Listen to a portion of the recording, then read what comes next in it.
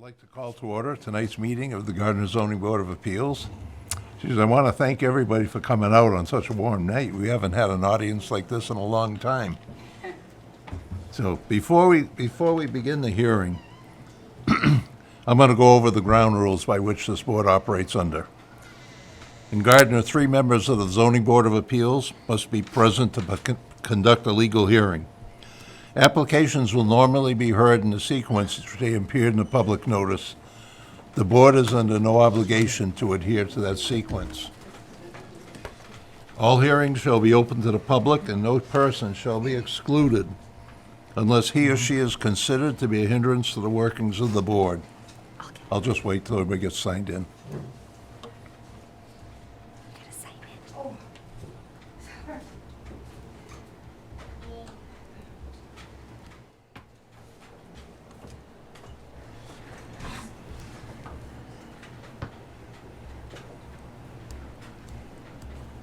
You went by too fast. Yeah, we were going to have to get the zoning police out.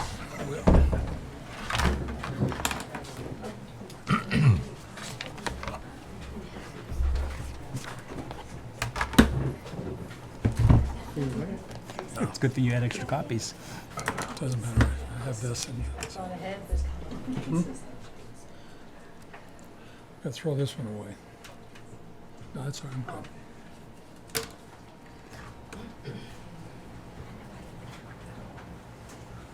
Well,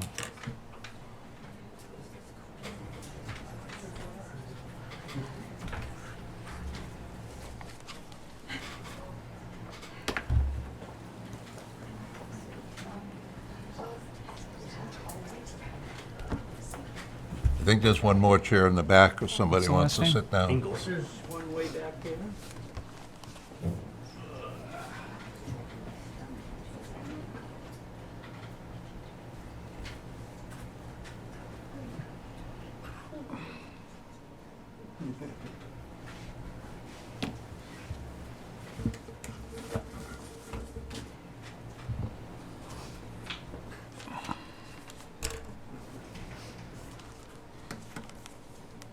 We've got your address on file, so. Okay.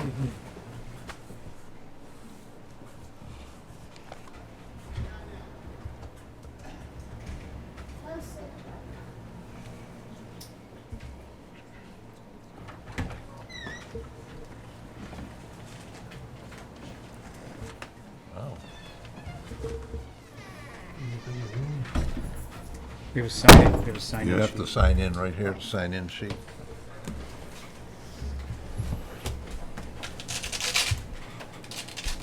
I can't believe how many people are here. I know.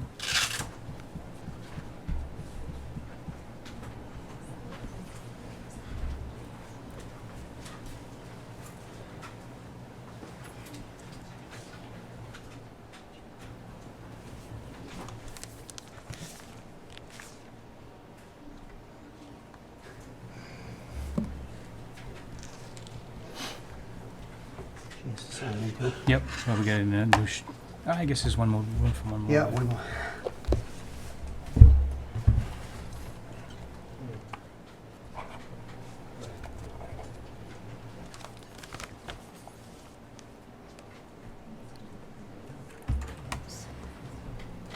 You just put Gardner's file.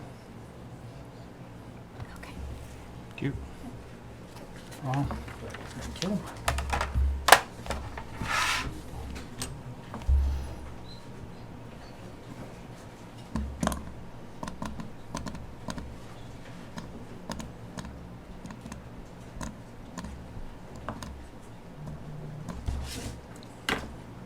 Okay, thank you. I guess everybody is signed in now. One request, if you have not turned off your cell phones, I ask you please to turn them off at this time. And we have 2 box seats right up from the front if somebody And one wants cheap them right seat in here. back. Those are bleacher seats back there. These are box seats right here. My husband is away on business, so I have to leave the phone on in case you have questions that only he can answer. Do you have a vibrate mode? Yeah, I can do that. Okay, I'm going to start over because so many people came in after I began. In Gardner, 3 members of the Zoning Board of Appeals must be present to conduct a legal hearing. Applications will normally be heard in the sequence in which they appeared in the public notice. The board is under no obligation to adhere to that sequence. All hearings shall be open to the public, and no person shall be excluded unless he or she is considered to be a hindrance to the workings of the board. An applicant may appear in his or her own behalf or be represented by agent or attorney. The applicant or his or her representative shall present the case to the board. Representatives of the city shall be heard. Excuse me. Abutters to the property present at the hearing shall be heard. Any other interested parties present at the hearing shall be heard. Those in opposition to the application shall be heard. The board must render its decision regarding variance request within 100 days after the application was duly filed in the office of the city clerk. The board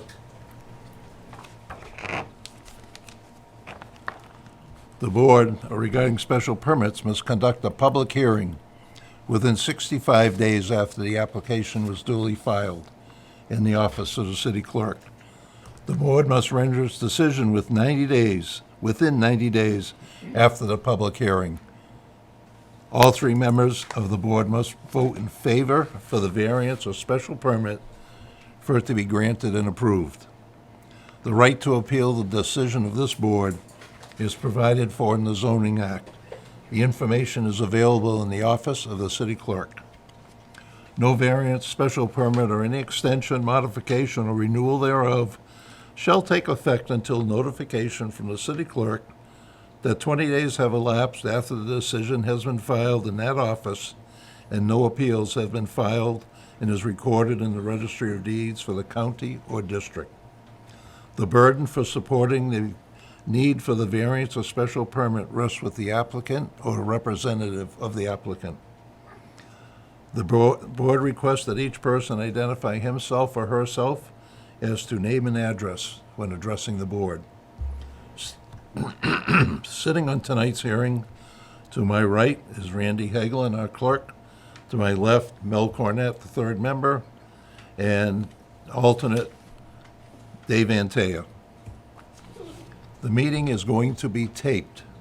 Is there anyone who objects to the taping of this hearing? Okay, there's no objections. Now I'm going to read the agenda for tonight. Date, July 11th, 2023, time 6:30 p.m., location room 103, City Hall Annex, Gardner, Mass. 115 Pleasant Street. Cases, case number 1 is case 05042023. It's a continuance. Millennium Holding Group 3 Fund LLC, 163-165 Pine Street.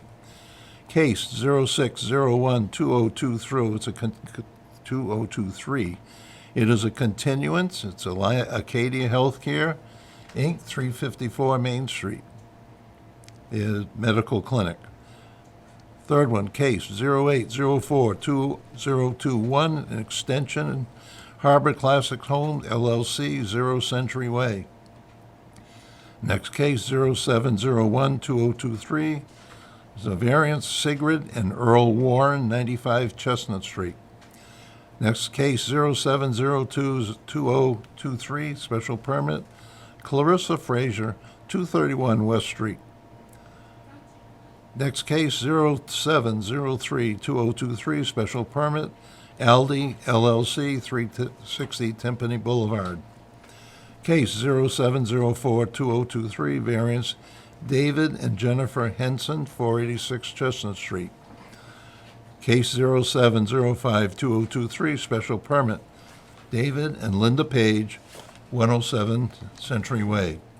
Under new business, we have 2 items, election of officers and announcements and correspondence. It's 92, not 95.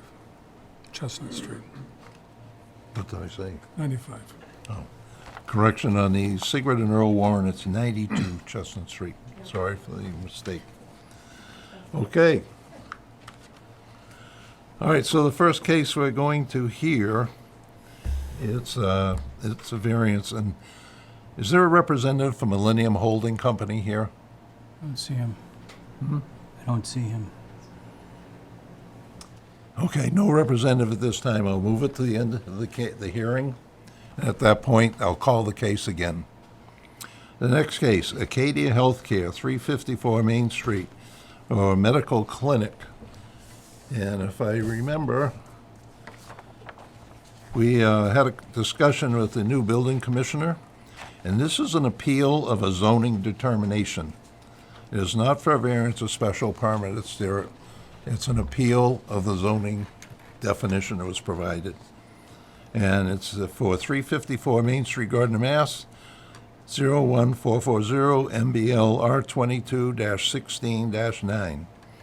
And I'm going to read the new letter from the new building commissioner, Tom Zupa.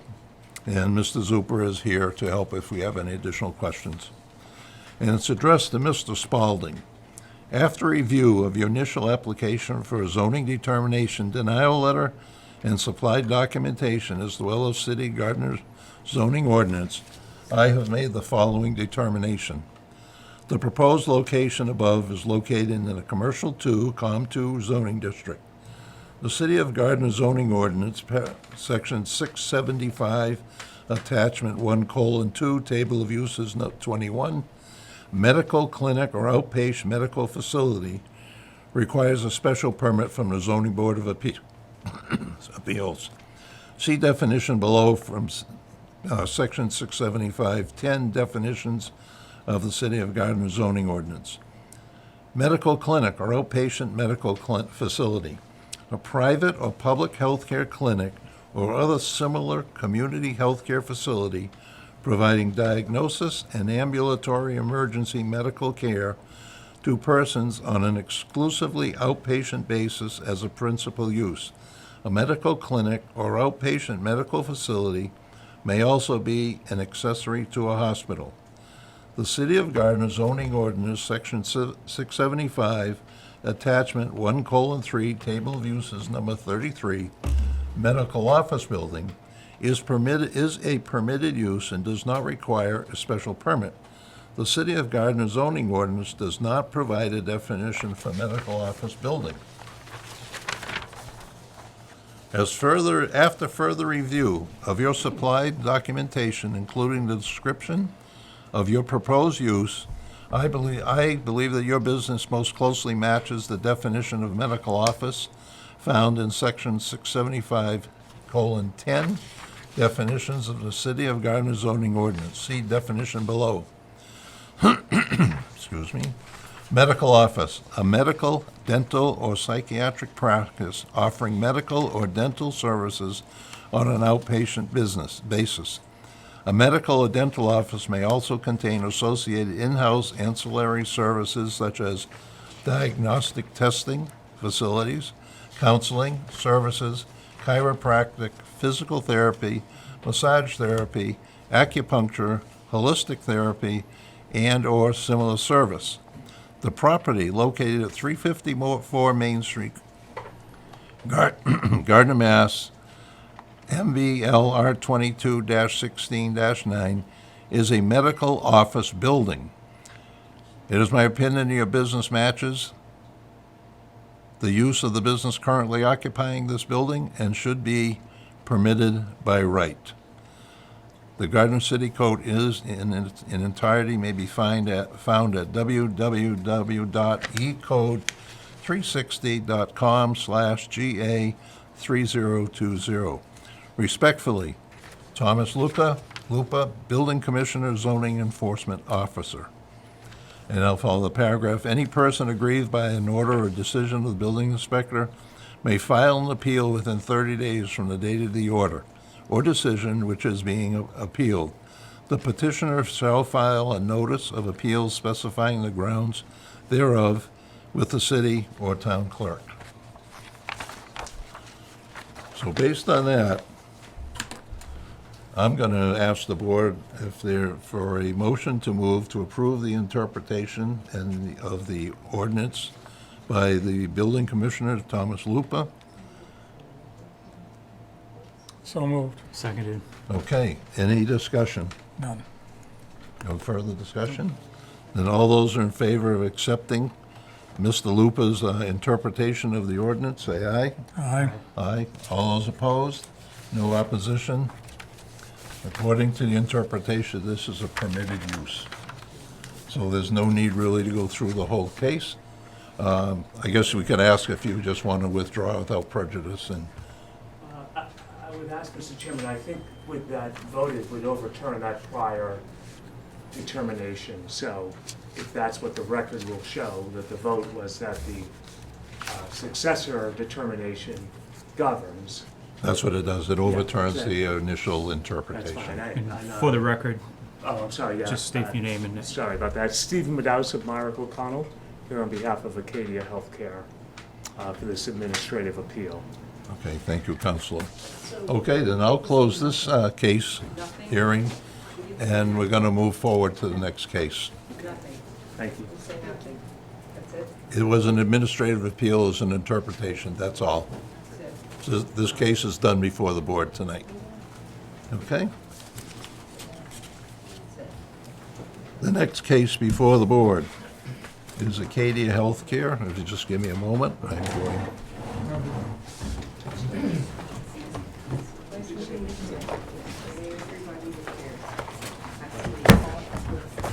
It's Harbor Classic, right?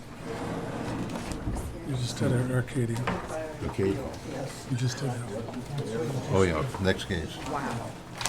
Harbor Classic. Classic. There it is. Give me Thanks, Mel.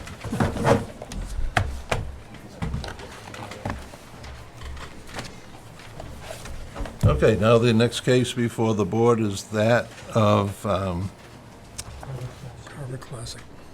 oh, maybe we got him out of there. Yeah.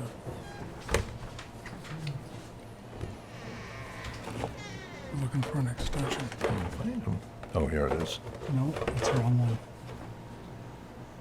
It's the next Harbor one. It's the Classic. next one. Hmm? It's the next one. It's the next one here.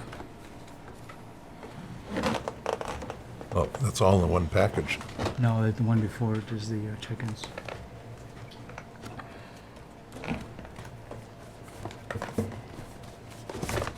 Oh, this one.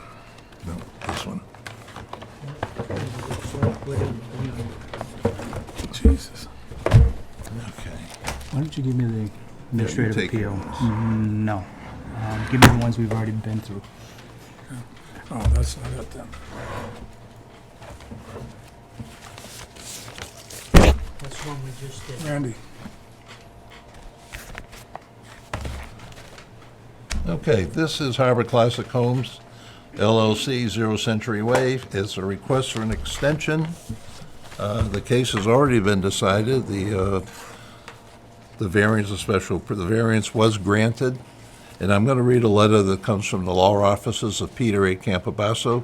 Mr. Chairman, Yes, sir. since the original three members, David, yourself, and Mel, were the original, sat on the original case, you know, I'll recuse myself for this, since everybody's here. Okay. So it'll be Dave, I, and Mill. Okay. Century Way. The three members sitting tonight will be myself, Mel, Dave, and Taya. This happens when we move our members around different cases, so we try to keep them in order. Okay, the letter is addressed to Raymond F. Lafon, Chairman, Zoning Board of Appeals, City of Gardner, City Hall Annex, Room 101, Gardner, Mass., regarding Harbor Classic Homes, application for variance, Century Way, Gardner, Assessors Map, M37, Parcel 21, case number 21-2021-0804. Mr. Lafon, please be advised that I continue to represent Harbor Classic Homes, LLC, hereinafter HCH. Regarding the above referenced variance, which was granted for land off of Century Way on January 31st, 2022, the variance was extended by a decision of the Zoning Board dated October 20, 2022 through July 30th, 2023. HCH has not yet been able to exercise the rights granted by the variance and is unlikely to exercise any rights by July 30th, 2023. Please accept this letter as a written application to the Zoning Board for further extension of the time for HCH to exercise the rights granted under the variance for an additional time as requested herein. HCH is proposing an open space residential development for its land located off Clark Street and Century Way. In addition to the Century Way variance, HCH also obtained a variance for the land located off of Clark Street. Both variances grant the right to use the land located off each street as a roadway entrance to the proposed open space residential development. HCH is in active discussions with the planning board and anticipates filing an application for a special permit within the next couple of months. As the board is aware, a variance for the land located off Clark Street, which was initially denied, was recently approved on January 30, 2023, case number 10-01-2022. The Clark Street decision is effective February 21, 2023. Since the rights granted to HCH under each variance can only be exercised after an additional special permit approval from the planning board, this letter requests to further extend the Century Way variance for an additional 6 months through January 30th, 2024. Please schedule this request and application for extension for consideration at the board's next meeting. Thank you very much. Very truly yours, Peter A. Campobasso, Esquire. And the enclosures went to client, T.D. Serafan, City Clerk, John M. Flick, City Solicitor, and Christopher J. Alpin, Esquire. Now, Ray, there's two variances on that property. Is this the Clark Street that we're discussing or the one off of Century Way? So they're asking for both of them? I'm going to let Mr. Campobasso, there he is. Mr. Campobasso, you want to speak and answer their question? Thank you, Mr. Chairman. Peter Campobasso on behalf of Harbor Classic Homes. The request tonight is for the Century Way variance. It's a request to extend that variance again. As I pointed out in my letter, there are two separate variances. They were both filed initially back in 2021. The Century Way variance was approved. It was effective, I believe, in January of 2022, and it would have expired had we not received the first extension. The Clark Street variance was approved, but because there wasn't a majority vote, there was an appeal. The appeal was resolved, and that matter was approved in February of this year. So the Clark Street variance is good for 1 year through February 2024. The Century Way variance was good for 1 year through February of 2022. With the extension through July 30th, it's still in effect. And with another extension for 6 months, it essentially would give us an approval through January 30th to make the issuance dates and the expiration dates almost coincide. They'd be off by about 3 weeks. The reason I bring up that concern is I did not sit on the first. That's right, it was my mistake. I thought this was the other property. I was on this case. So now I'll recuse myself. Okay. So now the individual sitting will be Randy Hagelin, myself, and Dave Anteo. Okay, now has your question been answered about which one it's for? Yes, it's Century Way. Yep. And you want to just briefly explain, I know what's happening, but just for everybody that might be interested, why there is a delay? Essentially, we were not really able to proceed with the planning board aspect of the special permit until we resolved the issues that existed for the Clark Street variance request. Once those were resolved and we had the two variances approved for the entranceways, we have been in active negotiation with the planning board. We've had preliminary discussions, we've had site walks, We've had preliminary application filings to the point where we're essentially done with the preliminary discussions, and more than likely we'll be filing the application for the special permit within the next couple of months, so that that process will now commence. But we do need to keep the variances active, obviously, and as I said, the Century Way variance that we are requesting an extension of tonight was originally approved unanimously by the board. There was an extension once we resolved the issues with the Clark Street, and I think if this extension is granted, as I said, it'll almost coincide the expiration dates, and it should give us ample time to get through the process with the special permit before the planning board. So we would respectfully ask that you extend it again for an additional 6 months. All right, so just to summarize, it's really, you're in the process of trying to schedule a meeting with the planning board to go over the site plan review, et cetera, Correct. and you want to stay within the actual timelines and not let one lapse.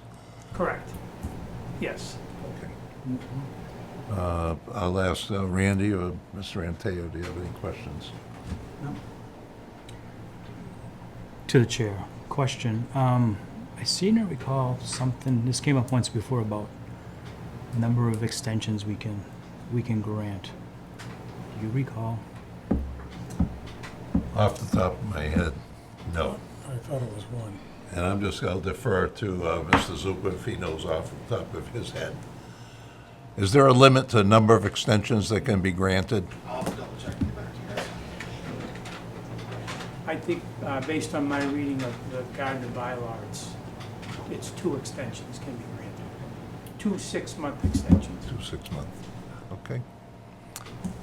So, if you don't complete what you want to complete by February, is it, 2024? Correct. All right. Essentially, the need for the request is obviously the variances were approved based on the understanding that the applicant's intention was to put an open space Right. residential subdivision. They cannot proceed with road openings and things of that nature because a subdivision plan has not been approved based on the open space special permit to give them the authority to go in and open the roadways. So there is a need for the variances to be extended so that we can complete the process before the planning board. Attorney So Campobasso, oh, go ahead, it's- Dave. It's still the open space development that you're working towards? Correct. You yes. haven't changed that? Correct. And as I've said, we've had, I think, at least 4 meetings with the planning board, 2 site walks. And we're at the point now, we've gone through the preliminary discussion stage, and we will be submitting an application for a special permit shortly. Attorney Campobasso, as I recall with this application, the application was for a driveway, correct? No, it was for roadways to Roadway access. access. Correct, yes. For whatever purpose. At the time, it was just strictly for access to that rear property. I believe it, because the applicant is trying to proceed with I an open understand, space special but permit. why haven't you done clearing or some other function on this to begin creating that access? You've had 6 months. If you started the process, then you wouldn't be here today. Well, Regardless of the other application, you can do clearing and rough grading, et cetera. I don't know if, I'm not exactly sure about that. I can double check, but I don't think that's the case there is no approved plan that shows the roadway no site plan or A&R plan or subdivision plan has been approved by the planning board to actually create the new roadways. So it'd be one thing if it were a driveway for a single-family residential home. This clearly is not a driveway for a single-family home. It's a roadway for a subdivision. I'm gonna look for the decision here, see if we're good. Yeah, and I think under the ordinance, and what Mr. Hagelin is talking about, if there's, and I'm not gonna use, I'll use the word significant, but that can be minimal activity taken, then that says, yes, you've complied with, and you wouldn't need an extension. But you have not been able to get an okay yet for the whole site plan review with the planning board. Correct. But as you recall though, their original proposal under this application was for the open space and potentially single family, because I brought up about, you could have, I think, 30 or 15 single families in there too, so this could have been the access for that. So there's really, I'm having a hard time understanding why the access hadn't been started in some form or fashion. Well, the access hasn't been started because, as I said, there has been no approved plan by the planning board. The discussions we've had have all assumed that the development that will take place there is an open space residential development, which, if you recall, the zoning line runs I understand. a certain way. The Clark Street property is in one zoning district, R1. The Century Way is in a different zoning district, R3, and the land in the back is in the I R2. understand. You're making the decision, or you're making the assumption that that is going to be the decision of the board as an open space. What if they say no to an open space? If they say no to an open space, then the applicant would proceed with a residential development. That would With be the a access, with the same traditional- access, so, again. Not necessarily. Because the way the proposal is being presented to the planning board, the applicant has agreed not to essentially put development in the other residential zones. The proposal is for strictly developing the land that's in the back, which is in the R2 zone, which allows the which allows the open space residential development. And all of the plans that have been submitted to the planning board show development simply, strictly on the R2 area. Nothing is within the R3 area. So that's why no work has been done at the Century Way location, because the roadway that's going into the back, there will be no development proposed in that strip, or in back of the strip that's in back of the Century Way homes. So all of the development that's taking place is simply in the R2 zone. That's why no plan has been approved and no work can be commenced. And I would say too, is if there is a change by the planning board and you have to convert to the single family, you still have to go through site plan development with the Well, planning board. if the special permit is not allowed and they cannot proceed, then if they proceeded with single-family homes, they wouldn't need a variance because the development in the SR1, SR2, and SR3 all allow single-family homes by right. Right, but they still would have to do a site plan development. Oh, they'd have to with the do a planning board. subdivision approval, absolutely. So either way yes. you go, a site plan development's required. More importantly, a subdivision Subdivision. plan is required. Okay. And the subdivision plan approves the roadway to be constructed. Okay? Okay. Or do you want to validate how often a variance can be extended? Twice, 2 times, Have you seen that? 6 months, took 6 months. You sure? Yep. Okay. You all set? Yeah, so if they don't, what happens if they don't start with this second extension? If you've only had one, you have an option for a second. Sorry? If there's, with this extension, if you can't get audience with the planning board, then you would have an option. If this is only your first extension, This isn't, this is already, This this is would be the the second. second one. this will be your second. So have you made the planning board aware of that? Trevor is aware of what's going on. Well, I'm sorry, the planning director is aware of what's going on. Okay. We were All right. actually supposed to meet with them tonight as well, but that meeting got canceled, so. All right, so really, I mean, if they don't make it, doesn't become our issue. They have to plot out what's gonna happen, Okay. and they'll move forward that way. And just keep in mind, again, both of these variances will be potentially lapsing the same time in 2024. I think the Century one, if this extension is granted, it would be January 30th or January 31st of 2024. The Clark Street variance would be, I think, February 20th or February 21st of 2024. So we'll have a very good idea within the next few months of the success or failure before the planning board. We anticipate, obviously, that the special permit's going to be approved based on all of the discussions we've had. I can't say that for certain because obviously the application hasn't been submitted. The board members haven't had a chance to digest the actual plan itself. So we're close. It should be done within the next 6 months. We would simply request the opportunity to continue the process. So I guess as a recap, if it fails, then the applicant has to regroup and decide what they're gonna do and how they're gonna go forward. Correct. So they can't come back for another extension. That's it. This is it. This is it. Okay? I just wanted to be clear that if we grant it, this is it. Okay. So all those, do I hear a motion to move it? Could I oppose it? Can you oppose it? There's still a public hearing, right? It is a public hearing. So, Solicit Public hearing? solicit comment from the crowd. Yeah, I guess we do that. 1 minute. Okay.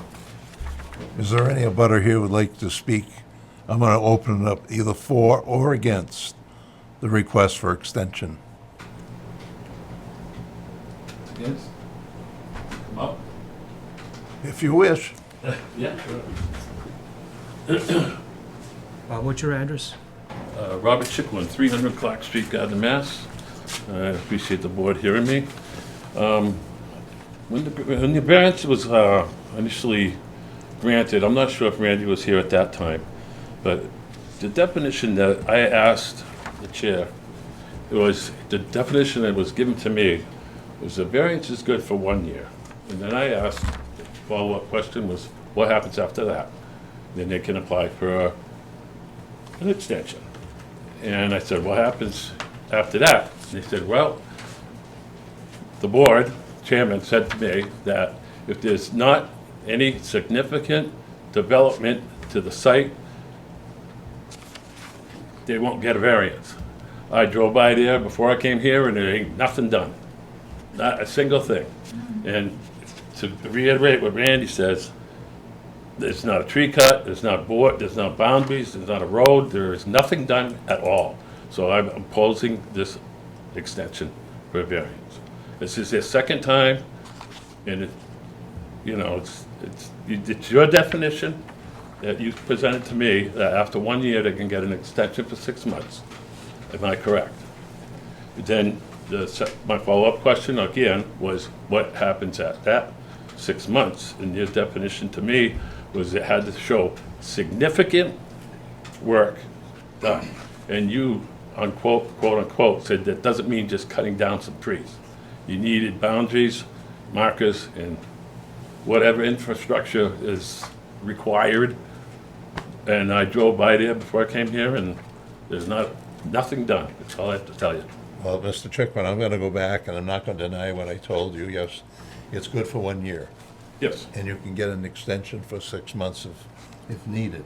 yes. However, it's very hard for them to move forward to do anything significant when they have to go before the planning board, and it's the city department that's preventing them or holding them up from moving forward. These are your rules. No, sir. You explained the rules to me, and you told me there has to be significant progress on the site. And you said, you further stated to me, it doesn't mean just cutting down a couple trees. You said it had to be a significant progress, and that is what I'm reiterating what Randy Hagman just said to it earlier. He stated the same thing that I'm concerned with, because this is their second time and they're not doing anything. So And as according to your definition, there should not be allowed another variance. You know, significant, I'm not gonna argue the point, significant becomes an issue of discussion of what the interpretation. But when they're prevented from doing what they are required to do by the city, then that becomes an issue, because they cannot do any kind, significant or otherwise, on their property. If you don't agree, you have the right to appeal this decision that we will vote on tonight. Well, it's their planning that's off. It isn't your definition or Randy's definition or I'm my not gonna question definition. that. It's saying their planning's plan. off. So according to the rule that was explained to me by the board, they should not get an extension on the. I'm not gonna argue the point. If you're not in agreement, you have the right to appeal. And we've discussed that before. Yep. So, we're gonna take a vote. If you don't agree with the board, if the board votes in favor, you have the right to appeal the decision of the board. If the board denies it, then the issue is dead. I don't see a point. He's not meeting your requirements. Mr. Campabasso. If I can respond, Mr. Chairman, thank you. I think what we have to do is understand first, the reason the variances are only granted with a time frame is so that people will exercise them, because they are variances. I think if we look at the paperwork that has been filed in both requests from the very beginning, we were very clear that the applicant's intention has been to propose an open space residential development, and that there's many processes that have to happen before we can actually get approval to construct. There was delays because one variance was approved, one was not. We're in the process of actively seeking the special permit from the planning board. So if the zoning board were to look at this from not exercising or abandoning the variance, that would be one thing to make it lapse. As I've stated, the applicant is not in a position to actually go out and construct a roadway because a roadway design has not been approved by the planning board. It would be pointless to go out there and do roadway work because there's no roadway that's been approved by the planning board.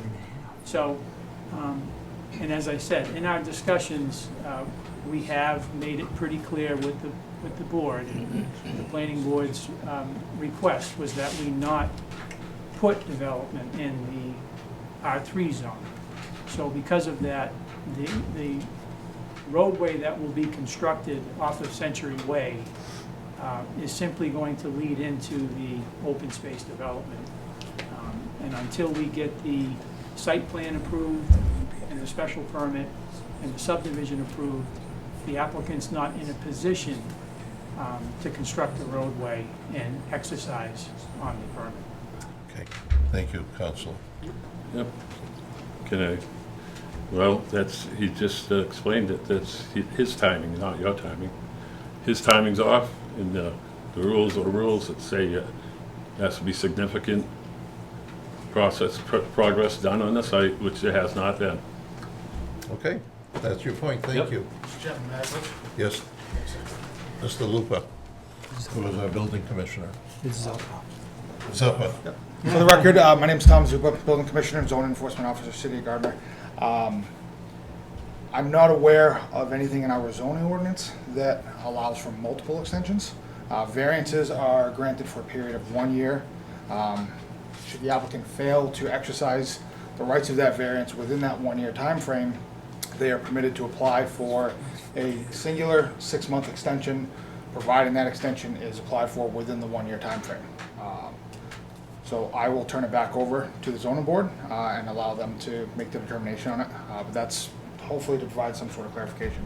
So it's a 6-month extension, and I'm not aware of any extensions that go beyond 6 months.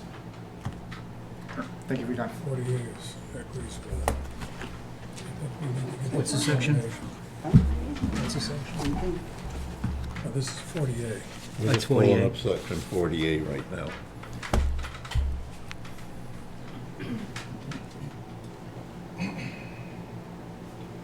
It's right there. This is Mass General Laws.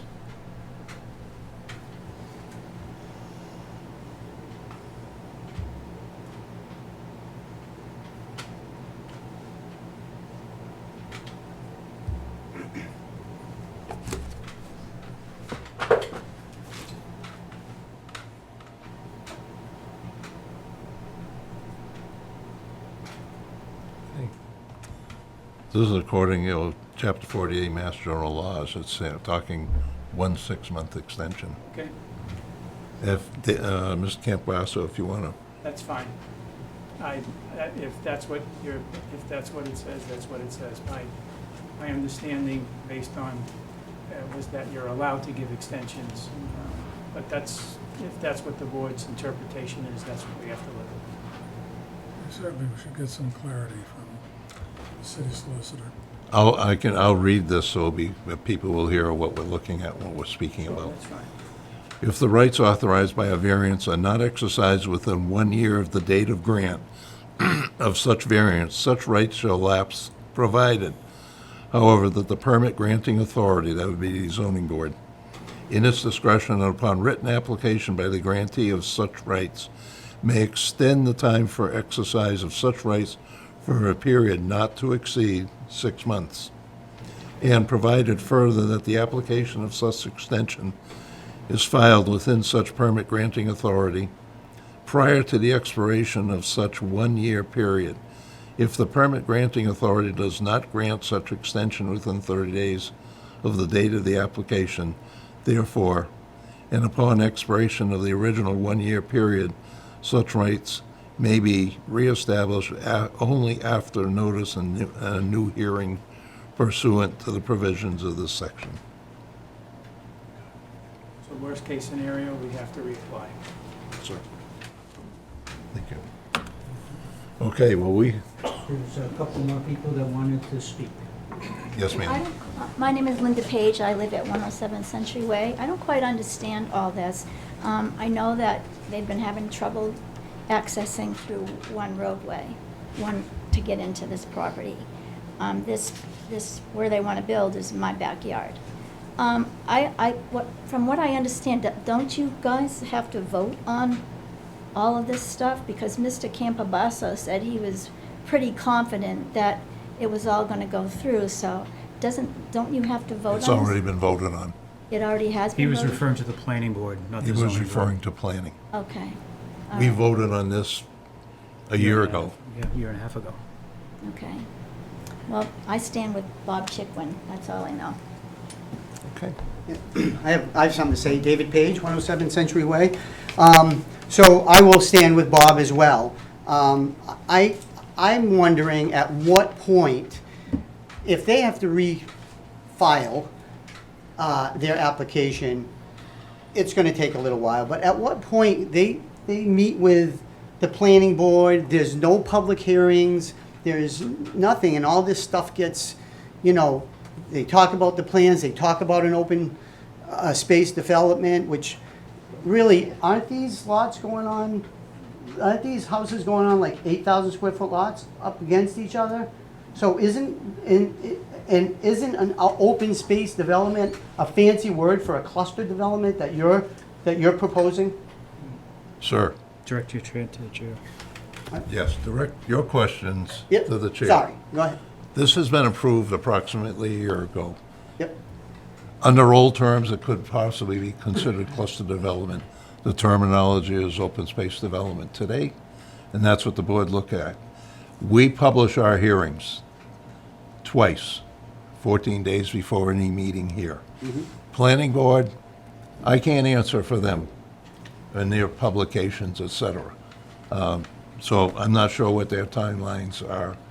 Our meetings are published twice, so they're open to anyone who wants to come.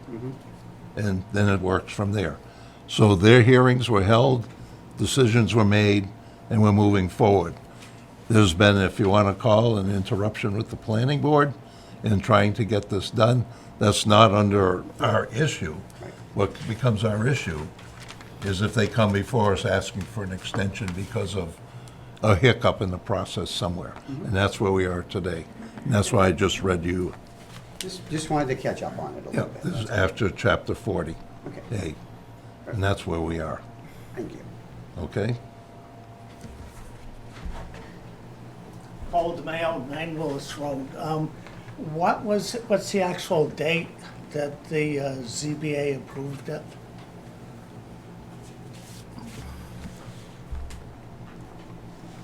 January 30th, 2020, no, that's, January 31st, 2022. Okay, so they've already been granted one extension? Yes, sir. Okay, and everything is within the proper timeframes of asking for an extension? Or have they gone beyond that? If you know, I just read, they Yeah, get, January what? To 6 months is what? June, So we're in July. July, I'm sorry. Okay. That would so- be the expiration, and they're looking to go to January of next year for the additional 6 months. Okay. Now, what concerned me that Attorney Campobasso brought up is he made reference to changing the whole development in which there would be only one access versus the two. You know, there's stringent rules about cul-de-sacs and one access. Right now, what they have proposed is two accesses. Well, Mr. DeMayo, that is not the issue before this board tonight. And the issue is, he said, yes, they could change. That's a supposition of something in the future, not the fact what the board has looked at here. The board has looked at the open space development, and that's it. And that's what we approved. And he had timelines which they're running up against the We calendar. did not approve the open space, we approved the access. Access to The access to the open space. The approval for the open space development itself will come under a special permit from the planning board. Right. To back up Mr. Chickwin and Mr. Page. Nothing has, and to Mr. Hagelin too, and I appreciate Mr. Hagelin's input here. Nothing has been done. And I know the ZBA, I saw the ZBA out there on Clark Street when they were given the approval for the access. There is nothing to stop the applicant from cutting in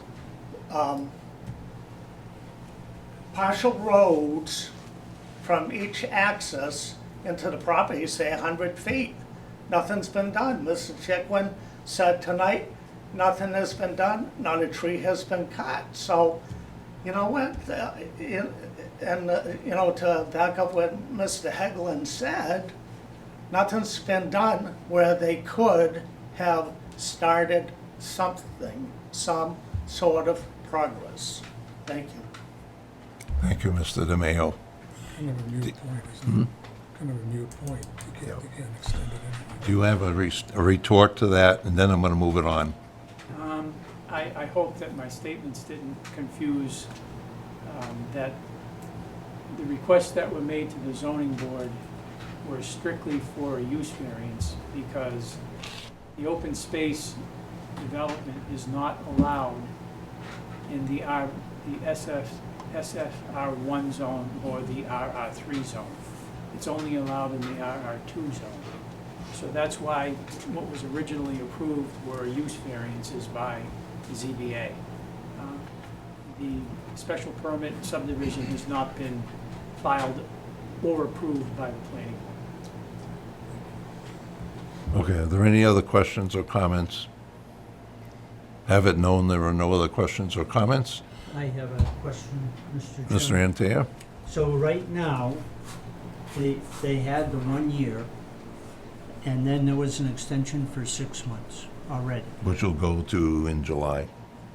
All right, at the end of July, it'll be done. So they're asking for an extension from the end of July until January 2024. Right. And if you remember what I just read, Right. Okay. That you only get one extension. That's Yes, sir. what it said. okay. There's a motion on the floor. Any further discussion amongst my members? All those in favor of granting the extension, say aye. All those opposed to granting the extension, say opposed. Opposed. Okay. Request for extension denied. Thank you, Mr. Chairman. Thank you. Okay. I know the commissioner has got another appointment, and he wanted to have an opportunity to speak on a case, and I'm going to move that case up to now. So the next case we're going to hear is that of Clarissa Frazier, and this is for 231 West Street, and it says, "You have constructed a fence without pulling a permit at 231 West Street, parcel ID M27-18-42, in the R1 district of the Gardner Zoning Board, Gardner Zoning District, creating a blind driveway causing safety issues that requires approval from the Zoning Board of Appeals." So, do I have Mr. or Mrs. Frazier? Okay. The floor is yours. Please state your name and address and explain a little bit of what went on. And you just, this is exciting for the little guy. I know, he's asleep, huh? Sound asleep. Explain a little bit that's going on, and then I'm going to actually ask for input from the building commissioner. Yes, so I'm Clarissa Frazier, my husband Derek. So it was brought to our attention recently from one of the local building inspectors that there was no permit pulled for a 6-foot vinyl privacy fence that we had professionally installed for $9,000. And not to our knowledge, there was no permit pulled. We were, first-time home buyers. We didn't realize there was things to look into. We we had a really good impression from the fencing company. There was at no point did we think, we had full trust in them. So it was a big surprise to find out that there was no permit pulled, and that if there had been a permit applied for, it would have been denied because it creates that blind driveway specifically. So I do want to emphasize that there was no complaint made against the fence. None of our neighbors have ever expressed any concerns on safety or anything like that. We've spoken to a number of our abutters, and they're very understanding about the situation because, of course, if the fence comes down, we're right on the corner of West Street, which is the beginning of UCC. It's quite a busy street, and directly across from us on Pele Street, which we're also on the corner of, there is quite a busy plumbing supply store, Fishchurch Plumbing Supply Company. And they just have a small parking lot. We always have people coming quite fast around the corner and parking directly next to us, right where our main entrance. We would come out and go down the stairs, and directly there'd be people coming around the corner parking really fast.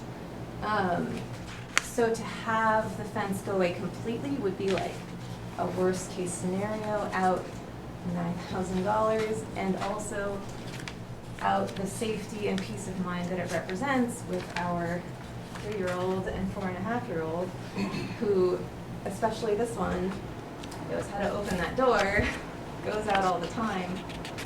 I'm a stay-at-home mom, but I have to do laundry sometimes. I can't. It's inevitable that I'll be down somewhere, and if that fence isn't there, that peace of mind is totally shot. But it is a very valid concern about that blind driveway, and so we're very grateful to have it brought to our attention, because we would like to do the right thing for our neighbors and passersby. So we're hoping that with photos we've enclosed of the location to get a better idea in our application, it might be agreed upon that an acceptable solution could be to pay whatever we owe the city for the permit that was never applied for, and to pay for the installation of a blind driveway sign to alleviate that safety concern. So that's kind of where we're at. Okay, I'm going to ask Mr. Zupa, as our building commissioner, because this is a little different that popped up. A little bit.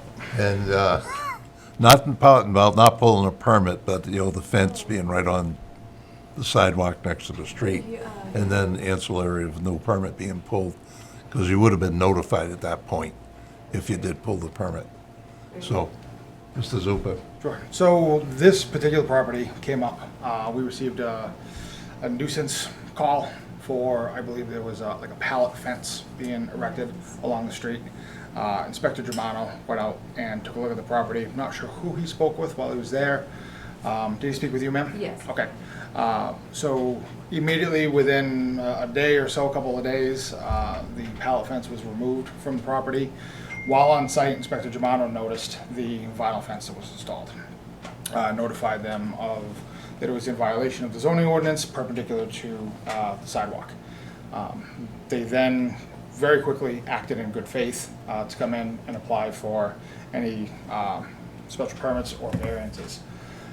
They also included photographic evidence of the property, both exiting the driveway as well as pictures from West Street and Pelly. I visited the property myself, and there does not appear to be enough of an obstruction to warrant any further zoning enforcement action from the building department. So at this point in time, the building department is declining any further enforcement action against the property. We're going to move forward with the zoning board, to, at most, I'm going to assume it's going to be a variance for the sign, and we should include the fence. No, do I understand the building commissioner correctly that there is no violation here? Not that there's not a violation, but as the building commissioner, I am permitted to decline enforcement action based on visiting the property myself and seeing the driveway, reviewing the photos. There does not appear to be enough of a hindrance exiting the driveway or entering West Street from Pelly or vice versa.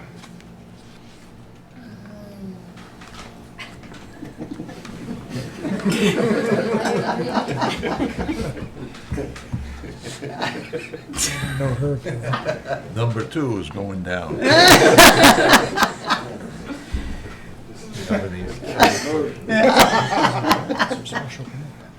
don't, it doesn't really say. So they're really applying for a blind driveway, Which we have no I mean, authority over. the sign, blind sign, but in the ordinance, there's nothing that addresses about a sign like that. That addresses a blind Other sign, than yeah. size of sign. Exactly. So after reviewing their request, it appears what they're requesting is the installation of a blind driveway sign in order to keep the fence in place. Again, as I stated, after visiting the property, I don't see the need for a blind driveway sign. I think you have plenty of visibility when the vehicles are in the driveway.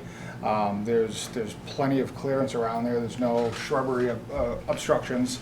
You can see the vehicles in the driveway as you turn onto Pelly Street. So in my opinion, I don't believe that there's a need for a blind driveway sign. And I would be permitted to allow the fence as it stands. So to clarify, I very much appreciate everything you're saying. Our desire for a blind driveway sign was to allay safety concerns. And if there are no safety concerns, then we're not like, please get us a sign.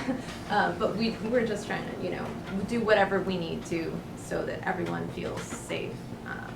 And if that's already the case, then that's fine by us. But So do I Well, understand? why don't we dealing with here? Is there a variance request before us?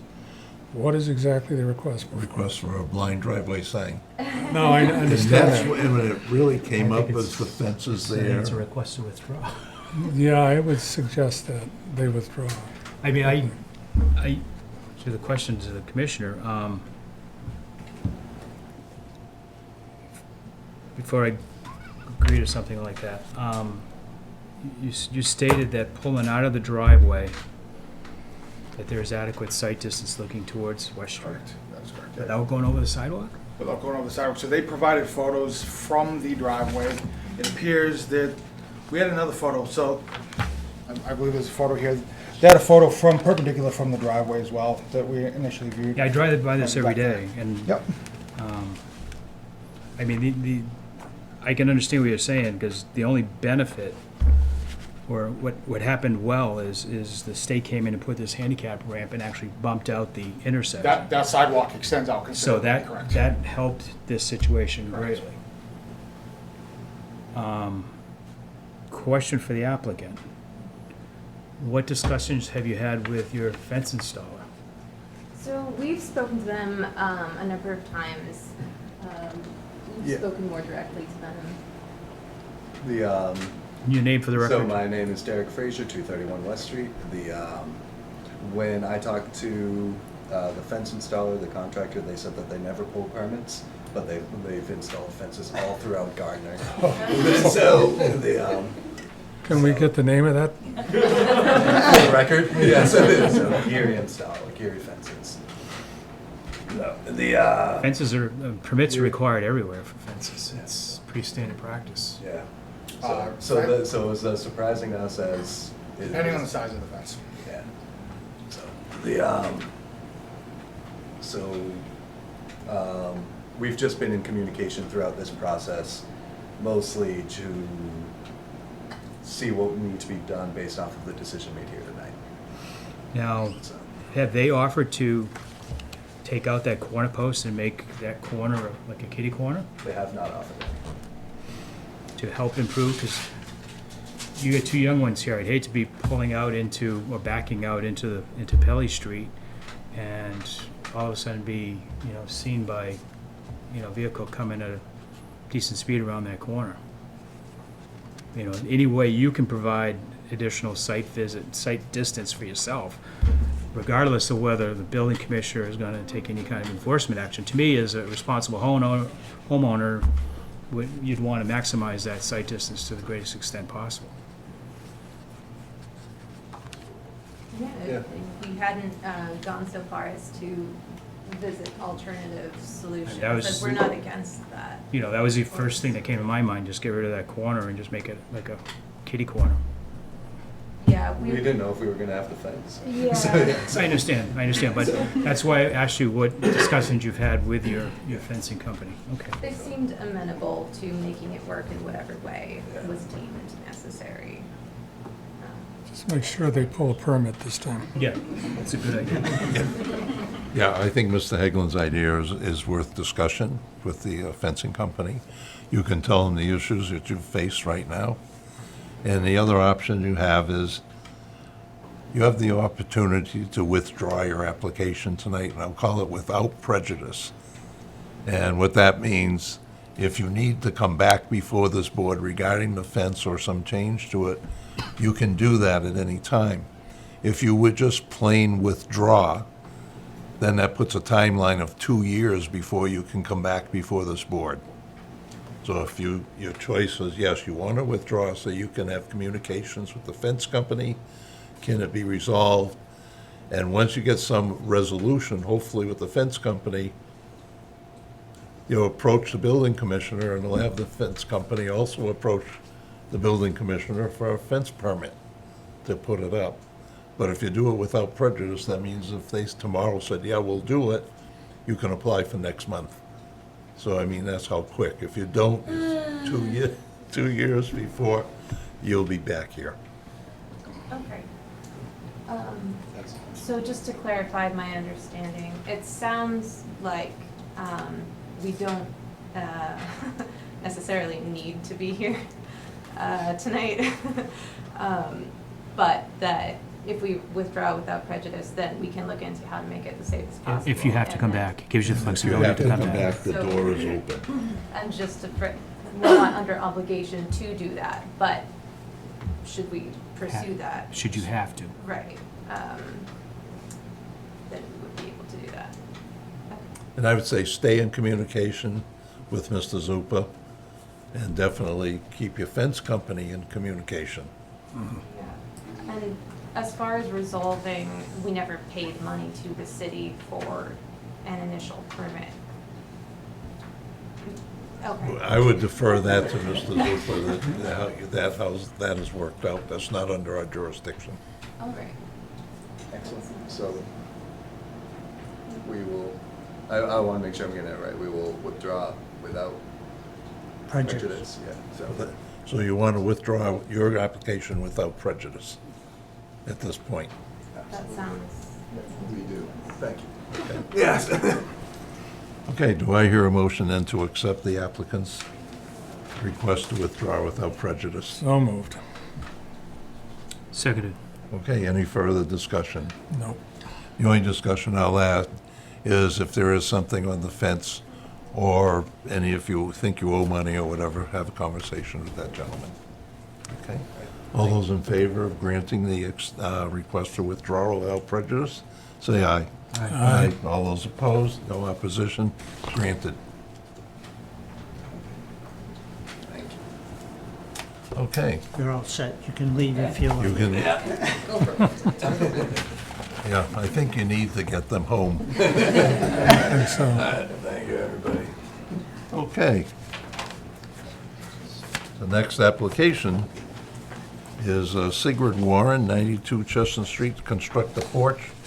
Your application to build a porch in Gardner, Mass. at 92 Chestnut Street, which is located in a rural residential district, G3, is denied, as it does not comply with Chapter 675, 420, non-conforming uses and structures, C3, table of lot area, frontage, yard height requirement of the City Code of Gardner. Your application would warrant a special permit issued through the Gardner Zoning Board of Appeals. Sigrid Warren, agent or attorney. My name is Sigrid Warren, 92 Chestnut Street. This letter is wrong. The porch already exists. It was there when we bought the house. All we want to do is enclose it. Put windows on to keep the mosquitoes out and keep the snow out in window, which rots out the boards. That's all we want to do, but it does require that we extend the landing 4 feet forward because of the door. So your landing of the steps going down, et cetera. So you're not going to change any of the sides? No, You're just gonna close the sides off right, and put up the 3 or 4 foot, 5 foot steps? yeah. now, are those sides in violation of the setbacks? So the property is currently what's called legally non-conforming structure, meaning that it does not currently conform to the zoning setbacks. When that happens and you want to increase the non-conforming nature in the direction of the property line, and that means taking an open porch, closing the open porch in, or extending it by a landing, a special permit is required. Okay. Now, members have any questions? Randy, Mel? No, not yet. I'll go a little further. It's a variance. Setback. You said special permit. So it is, so it's a special permit when you are encroaching on the setback. It's a variance when you are going parallel to the setback. Special permit. Yep. You're right. Stand corrected. Okay. Thank you. Now, are there any abutters who would like to speak in favor of this application? Any abutters who would like to speak in favor of this application? Any abutters who would like to speak in opposition to this application? Any abutters to speak in opposition to this application? Is there anyone here who would like, any interested parties would like to speak in favor of this? Mr. DeMayo? Yeah, board, I know Sigrid, and, you know, what they're requesting is sorry. pretty simplistic. The porch is already there, they want to enclose it, and in doing so, it's going to require a small landing, and I believe steps down. Yeah. It's so simple, and, you know, when the house was built, and then when zoning went to effect, well, yeah, it's in non-compliance according to zoning today, but back then, it wasn't allowed use, and, you know, I think we should give them some grace here. They've been good residents of the city of Gardner, and Sigrid herself is Gardner's wildlife rehabilitator, and she does a wonderful job, and they're wonderful people in our community. Thank you. Thank you. Thank you, Mr. DeMayo. Is there anyone else who would like to speak in favor of this application? Well, I'll just say I walk by there a lot. Excuse me, your name, sir? Name. Oh, Address? sorry. Martin Gray, 205 Woodland Ave. Yeah, I walk by there all the time, and I really don't see anything. She's not, what's she doing? She's putting a step out, I guess. It just would extend, you know, the steps that are already there. We have to pull them out 4 feet. But you don't have a step now. Well, we do have steps coming down from the porch, Oh, you do? yeah. So- But we just have to extend them. I mean, right now, we're 18 feet from the property line, so it's gonna reduce it down to 14 feet. I mean, the people across the street are Like I basically said, I don't sitting. see anything wrong with it, that's all. This is 10 feet. So I guess I need a little clarification. You already have steps coming down. Yeah. And how far from the property line are those steps? My husband put it in the application, 18 feet, he said. 10 feet? 18. It says landing to the stairs will be 10 feet. Well, I think the That's on the landing would be 4 application. feet, pulling it out, so that would be reducing it to 14 to the property line. 10 feet, son, that Yeah, drawing. so you'll be 10 feet from from the sidewalk, once the steps are there. Because the landing is 4 feet. Yeah, I'm looking at, the landing is 4, stairs are 4. No, he measured it from the stairs. It's 18 Yeah, feet. that's what it says right here. Oh, it does? It's 10 feet. Oh, So, Ms. Warren, if I understand this correctly, you have to rebuild, your existing porch is enclosed already? it's not. No.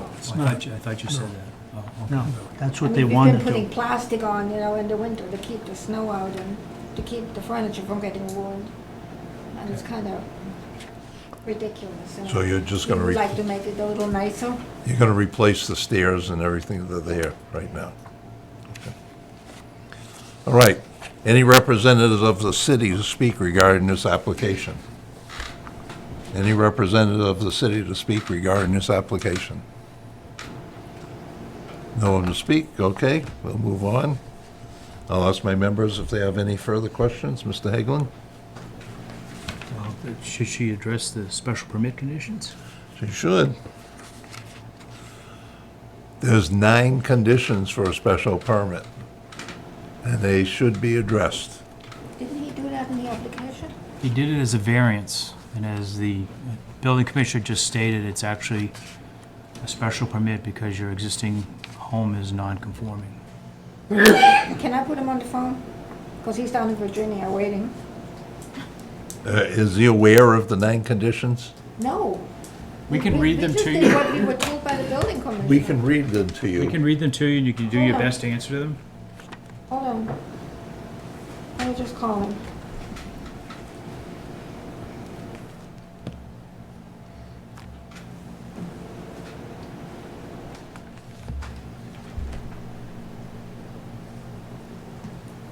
I'm gonna put you on speaker with the zoning board, okay? Yeah, so why don't you come up here? Yeah. Hello?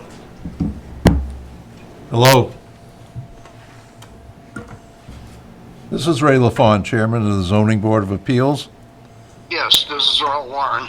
Okay, Warren, we have some questions. You applied this as a variance, and it's really a special permit. So there's some different criteria for a special permit, and you haven't answered them. So if it makes it easier, we can read you the condition, and you can respond to it. Otherwise, we're gonna need to continue it to get somebody here later to respond. You all set to, ready to go? Sure. Okay, the first one. The proposal shall be suitably located in the neighborhood in which it is proposed, and/or the entire city shall be compatible with the neighborhood, existing uses, character, and other uses permitted by right. And what we're talking about is, this is an extension of a non-conforming use. And that's what it is. So what you want to do, the enclosing and the stairs, is it suitably located in the neighborhood and in the city and with character, existing uses, et cetera? I believe so. Because on Chestnut Street, I mean, most of the properties there are non-conforming, and many of them are a lot closer to the, have a much shorter setback than what we have, even with the addition of a landing. Okay. Number two, the proposal shall provide convenient and safe vehicular and pedestrian movement within the site and in relation to adjacent streets, property, and improvements. Yes, we would still be 12 feet from the city property. And with the landing, it would allow us to enclose the porch and have a door. And the door requires a landing. Okay. Three, proposal shall provide adequate space for off-street parking, loading, unloading of vehicles, goods, products, materials, equipment incidental to the normal operation. That pretty much, I'll answer, is an NA for you. Right. Because you're not going to do any parking next to it, no trucks dropping off any materials, products, et cetera. Correct? No. Okay, four, the proposal shall provide adequate and appropriate facilities and utilities for the proper operation of the proposed use and disposal of sewage, refuse, or other waste products, and methods of drainage of the surface water. So, let me ask you a couple questions on this. Sure. There'll be no, we'll call it bathroom facilities, et cetera, within this enclosure, and et cetera? No, there'll be no heating, plumbing, electrical, or any of that. We're just enclosing the existing porch. Okay, are you gonna have a roof on it? There's already a roof on it. How do you handle the water and the snow when it snows or rains and the water off the roof? Rain gutters. Okay. And hopefully the gutters and everything are either pointed away from your neighbors and pointed to your backyard, et cetera? Right. Okay. So we don't want to impact the neighbors. No. Five, No, they don't at all. the proposal shall not constitute a nuisance to air, water pollution, erosion, flood, noise, odor, dust, vibrations, et cetera. No. I don't see how it would. We're just just enclosing it with, storm windows, and Okay. so it's not going to interfere with it, with any airflow or any pollution or anything like that. Are you going to have any, I'll call it outside boundary lights shining down or shining away? No. Okay, number 6, the proposal shall not be a substantial inconvenience or hazard to abutters, vehicles, pedestrians, as determined by the SPGA. That's us. So you're really just going to use it as an addition to your house, come out, sit, enjoy the great weather, maybe have a beverage, and just, that's it. Right. The only thing we need permission for is because there's the porch and there's 5 stairs coming down from it. Okay, But if we enclose it, the building code, and have a door in the front of the porch, the building code says we have to have a landing. Okay. So it would just bring the stairs out another 4 feet so that we could have a landing at the top of the stairs. Understand, thank you. 6, the proposal shall not be a substantial inconvenience or hazard to abutters, vehicles, pedestrians, as determined by the board. No, because the addition would be in the middle of our property, so it's not going to affect either of the abutters on either side. Okay, no driveways will be abutting the new stairs or landing? No. Okay. 7, The driveway's on the side of the house. okay. 7, the proposal shall be in harmony with the general purpose and intent of this chapter. Lost him. He's gone. Guess he didn't want to answer. There's been something you said, right? No, he's inside a motel. That's probably why. We checked early to make sure. Yeah, I know. Hold on, I'm putting you back on speaker. Okay, Warren, thank you. Zero. It said the proposal shall be in harmony with the general purpose and intent of this chapter. So it's going to be for residential use, improvement to your property. Are you there, Warren? Not on speaker. Oh. Yeah, I was looking for speaker. Okay, you're back on. Okay, Warren, you were answering, but we couldn't hear you. Oh, yes, it's just going to be for residential purposes. Okay. And 8, the proposal shall not have a significant detrimental impact on city services, tax base, and employment and opportunities. No, I don't see how it would. Okay. 9, the proposal is consistent with the city's community development plan or master plan. Well, I would think it would be. I'm not real sure what the city's plan is. Yeah, I don't think it really applies here because you're talking about just putting a landing on. Right. And that's not a part of the master plan development for the city. Okay, well, Warren, thank you. You did a great job. Okay, thank you. All right, I'm giving you back to your wife. Okay. Thanks, honey. I'll hang up, okay? Okay. Bye. Bye. Thank you. Okay, my board members, any further questions? Randy? No. No? No. You want to move for the Yep. vote? Yes. Okay, any other comments or questions from the audience? Be it known, none? Okay, do I hear a motion to move and approve the request for the special permit for the non-existing or non-conforming use with the addition of the landing and the stairs? So moved. Seconded. Okay, any further discussion? No. None? All in favor? Aye. Aye, all those opposed, no opposition, application approved. Do you want to give her the timeline? Can you just tell me what happens now? We have 14 days to write the decision. After the end of the 14 days, you'll be getting it. It'll go to the city clerk. And from there, you have 20 days. 20 days. 20 days before you have to record it at the Worcester Registry of Deeds. The 20 days allows any abutters or any other interested parties to appeal your decision, appeal the decision of the board. So you can't do anything for those 20 days. On the 21st day, then you could come in and apply for your building permit, etc. Okay. Thank you. Right? That is correct. Okay. Phew. Okay.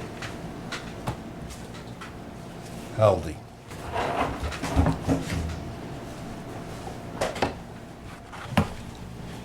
Okay, the next case before the board is Aldi, Massachusetts LLC. And it's for a special permit for use of a portion of approximately 20,000 square feet of the former Stop and Shop space situated within Retail Shopping Center, commonly known as Timpani Plaza. Under the current Gardner Building Department code, your application was denied for the reason, and it's stated below, I'll read it. After a review of your building permit application is determined that your proposal does not conform to the local zoning ordinance 675 attachment 1:2, table of uses, number 37, retail space over 15,000 square feet. A special permit through the Gardner Zoning Board of Appeals will need to be applied for and approved prior to moving forward with any building permits. Okay, representatives for the Aldi.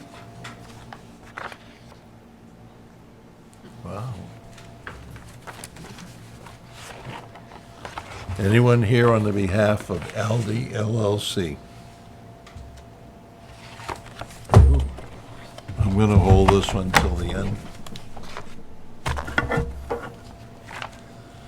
Okay, the next case is David and Jennifer Jensen, 486 Chestnut Street, for a training gym.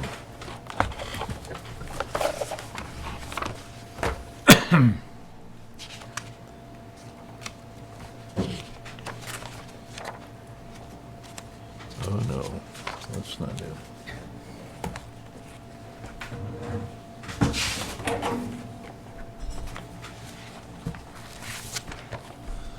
Okay, the reason denied, the property is located within Commercial 2, Com 2 zoning district. After review, it has been determined that your proposed use would be classified under Chapter 675, City of Gardner, Table of Uses, item number 54 of the City of Gardner zoning ordinance.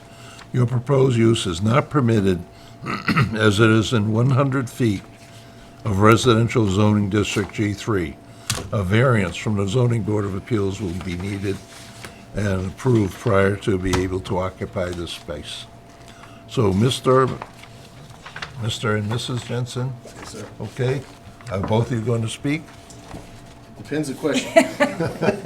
Okay, so who's up first? I will. Mr. Jensen, go ahead. My name's David and Jennifer Jensen at 486 Chestnut Street, and we're applying for a variance to occupy the building. We would like to open a gym there.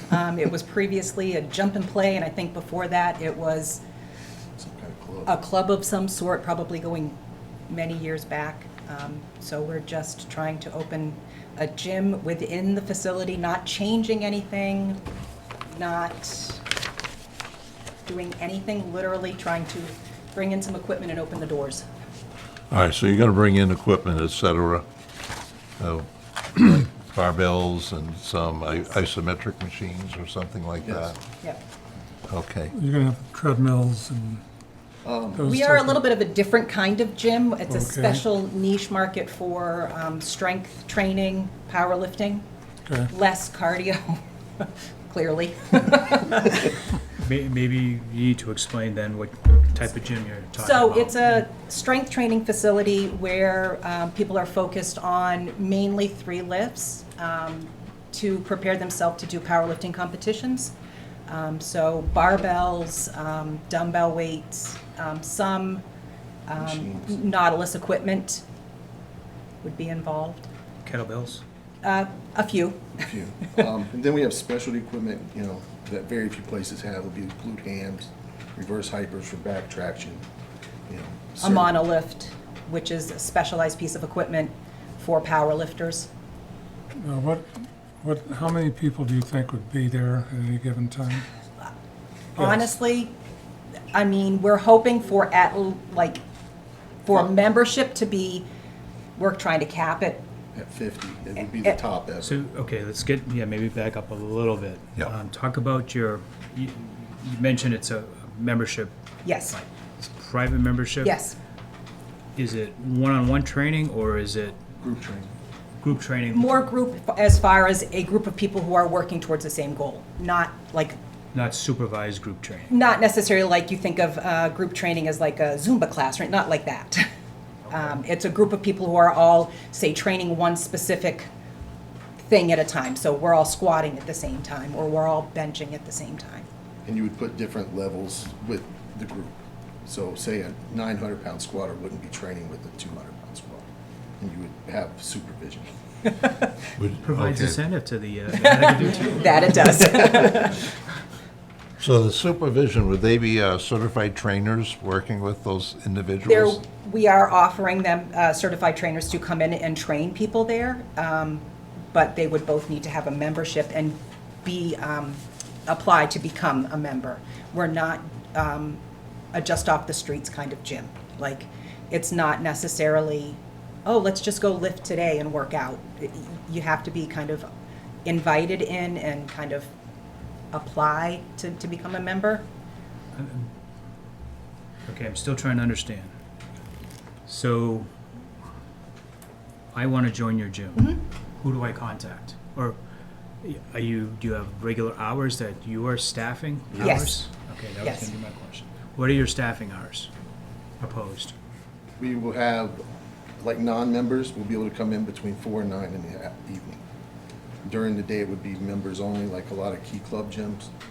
But those members would have to be responsible. I mean, we're not letting anyone under 18 in for safety reasons. We have cameras, we have cameras that monitor all the time. So it's gonna be a swipe card, key card? Yes, and then everybody that's scanned in would be on a computer, so we know who came and left.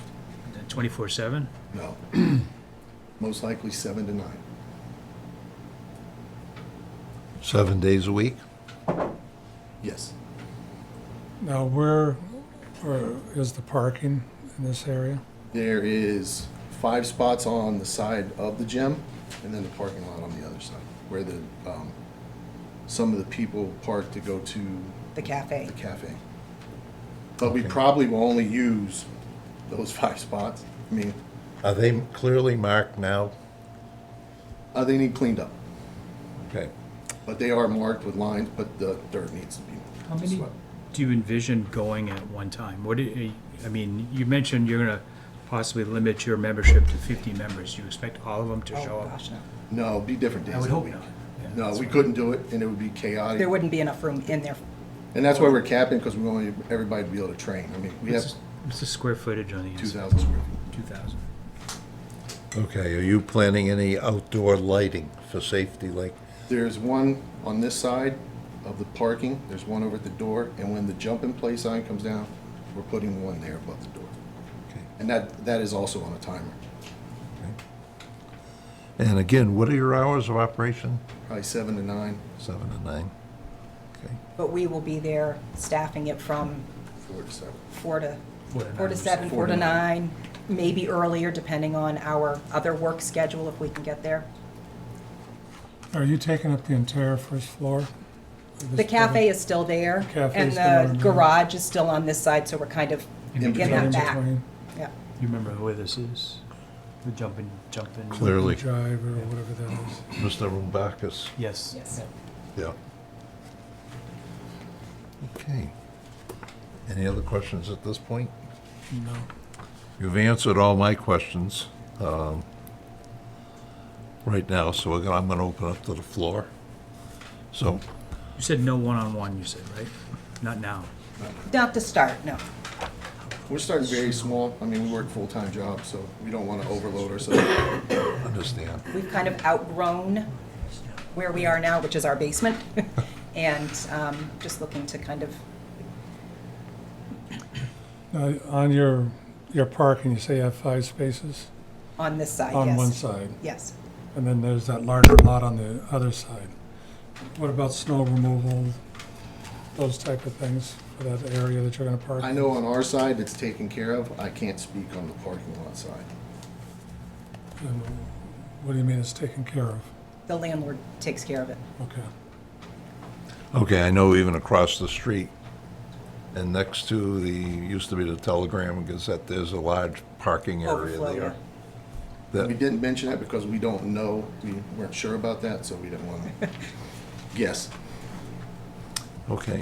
Are you planning to offer any food services, hot, cold, drinks, water, power drinks, Alcohol. protein drinks, No, soil conditions of the land, that you should be granted a variance? no changes to any of That's that. a tough one Yeah, to answer, No. because Sweep you up don't the have parking soil spot. conditions. Yeah. No topography. What you Nope. have is it's going to be a vacant rental space. And that's it. Okay. And your application, and I always say, this is the one I always say, does it derogate from the intent of the ordinance?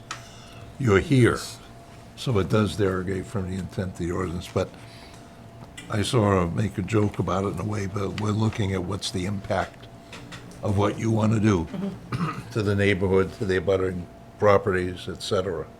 And I think you've been pretty clear in explaining what's going to happen, how you're going to monitor it.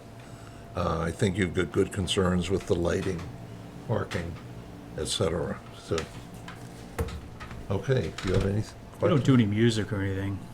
They have music, but nothing loud. We're getting old, we can't take it. So it's monitored and to be honest, and with the coaching and everything between everybody, you have to be able to speak.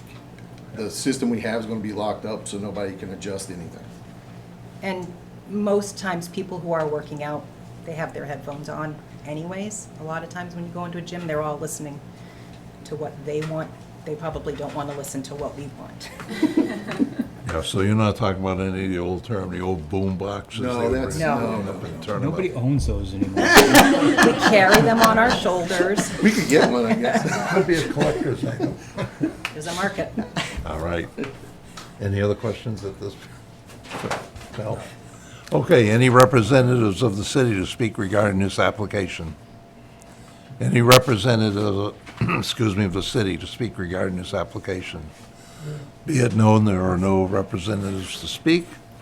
Any abutters to the property who would like to speak in favor of this application? Any abutters to the property who would like to speak in favor of? Any abutters who'd like to speak in opposition to this application? Any abutters who'd like to speak in opposition to this application? Be it known, no opposition comments. Any interested parties who would like to speak in favor of this application? Mr. DeMayo. Mr. LaFawn Board, this is what we really need to encourage in Gardner. Young people coming in that want to start a new business, in a depressed area of Gardner.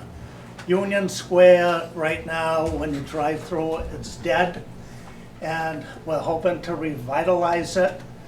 Jump and Play, or whatever it was called back in its day, really didn't succeed, but, you know, something like this could do quite well. And with what they're proposing, who knows, maybe we'll have an Olympic weightlifter. You know, we're talking about 900 pounds. That's hernia material. That's the best one. But anyway, I would hope that the board would endorse this tonight, give them the go-ahead to do whatever else they need to do, and, you know, let's revitalize Gardner and encourage new business owners to be successful. Thank you. Thank you, Mr. DeMayo. Anyone else to speak in favor of this application? Any interested? With what Paul just said. Okay, thank you. Anyone else, any other interested parties? Ray, 5 Woodland Ave. Yeah, that's the depressed area there, and auto parts just moved out of there, across the street. Yeah, that area needs help, definitely. It's already developed, so you're not hurting anything. Did you say, Great idea. the jumping, whatever it's called? Play. Are they gone? Are they, is it, Yeah, the sign's coming down. It's- site's coming down, the building is vacant? Yes. Oh, so that raises another question. Are you going to be putting a sign up? No, not right now. Okay, if you do, then you must go to the building commissioner because of size, et cetera. Okay. Okay, telling us that. So just don't put it up. We don't want to repeat. So without any signage or whatever, how do you advertise to get members? We We're have, going, go ahead. I'll go with this one. We're gonna go through social media. It's more of, this guy knows this guy. I'm trying to go by word of mouth. Bring good people in, start something good. You don't wanna get a bad egg in. So we start like that, we'll build up. There are enough people in the local area between Fitchburg, Leominster, Gardner, Westminster, that all kind of compete in powerlifting. And the gyms in the area don't offer what they need. And this gives them a place to come and train with specialty equipment that they need for their competitions. Does this compete with Vanarchy? It's a different kind of gym than Vanarchy. Yeah, they're more of a bodybuilding type gym. Okay. Better diet. More cardio, Vanarchy not. Okay, thank you. Is that an exercise injury? Yes. Ignore. Okay, any other interested parties like to speak, and I'll say in favor of or against? Any other interested parties to speak either in favor of or against? For the record, no comments, thank you. Board members, any final questions? No. Randy? Nope. Okay. Do you feel you need to go see it? I'm familiar with the location. So am I. Okay. Do you feel we want to move forward on a decision? Okay, do I hear a motion to move on the So application? moved. Second. Okay, or any further discussion? None? No. Okay, all those in favor of granting the application of David and Jennifer Jansen to open up a gym? Say aye. Aye. Aye. Aye, all those opposed, no opposition. Variance request granted. Thank you very much. Thank you.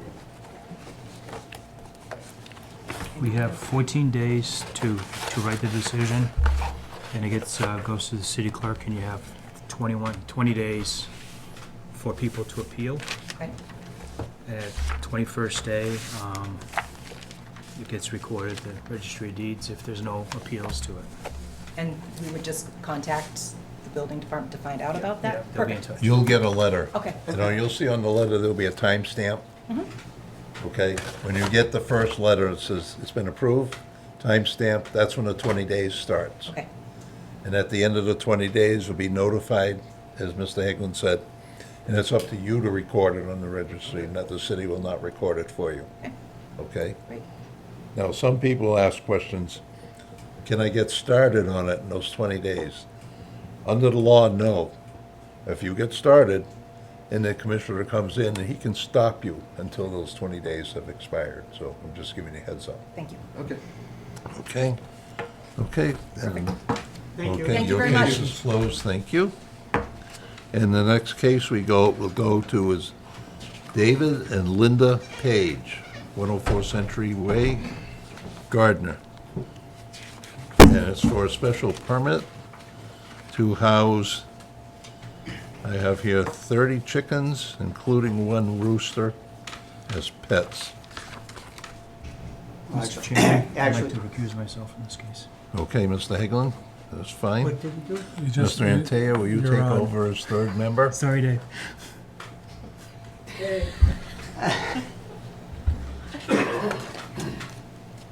Okay, so it is stated that you're going to need a special permit for, it's the violation, the zoning violation of 107 Century Way, and the keeping of chickens is an agricultural use, whereas your parcel contains less than 5 acres Correct. of land, so it's not an allowed use, you have to come under the That's why special I'm here for permit. the special permit. Yep. Okay, so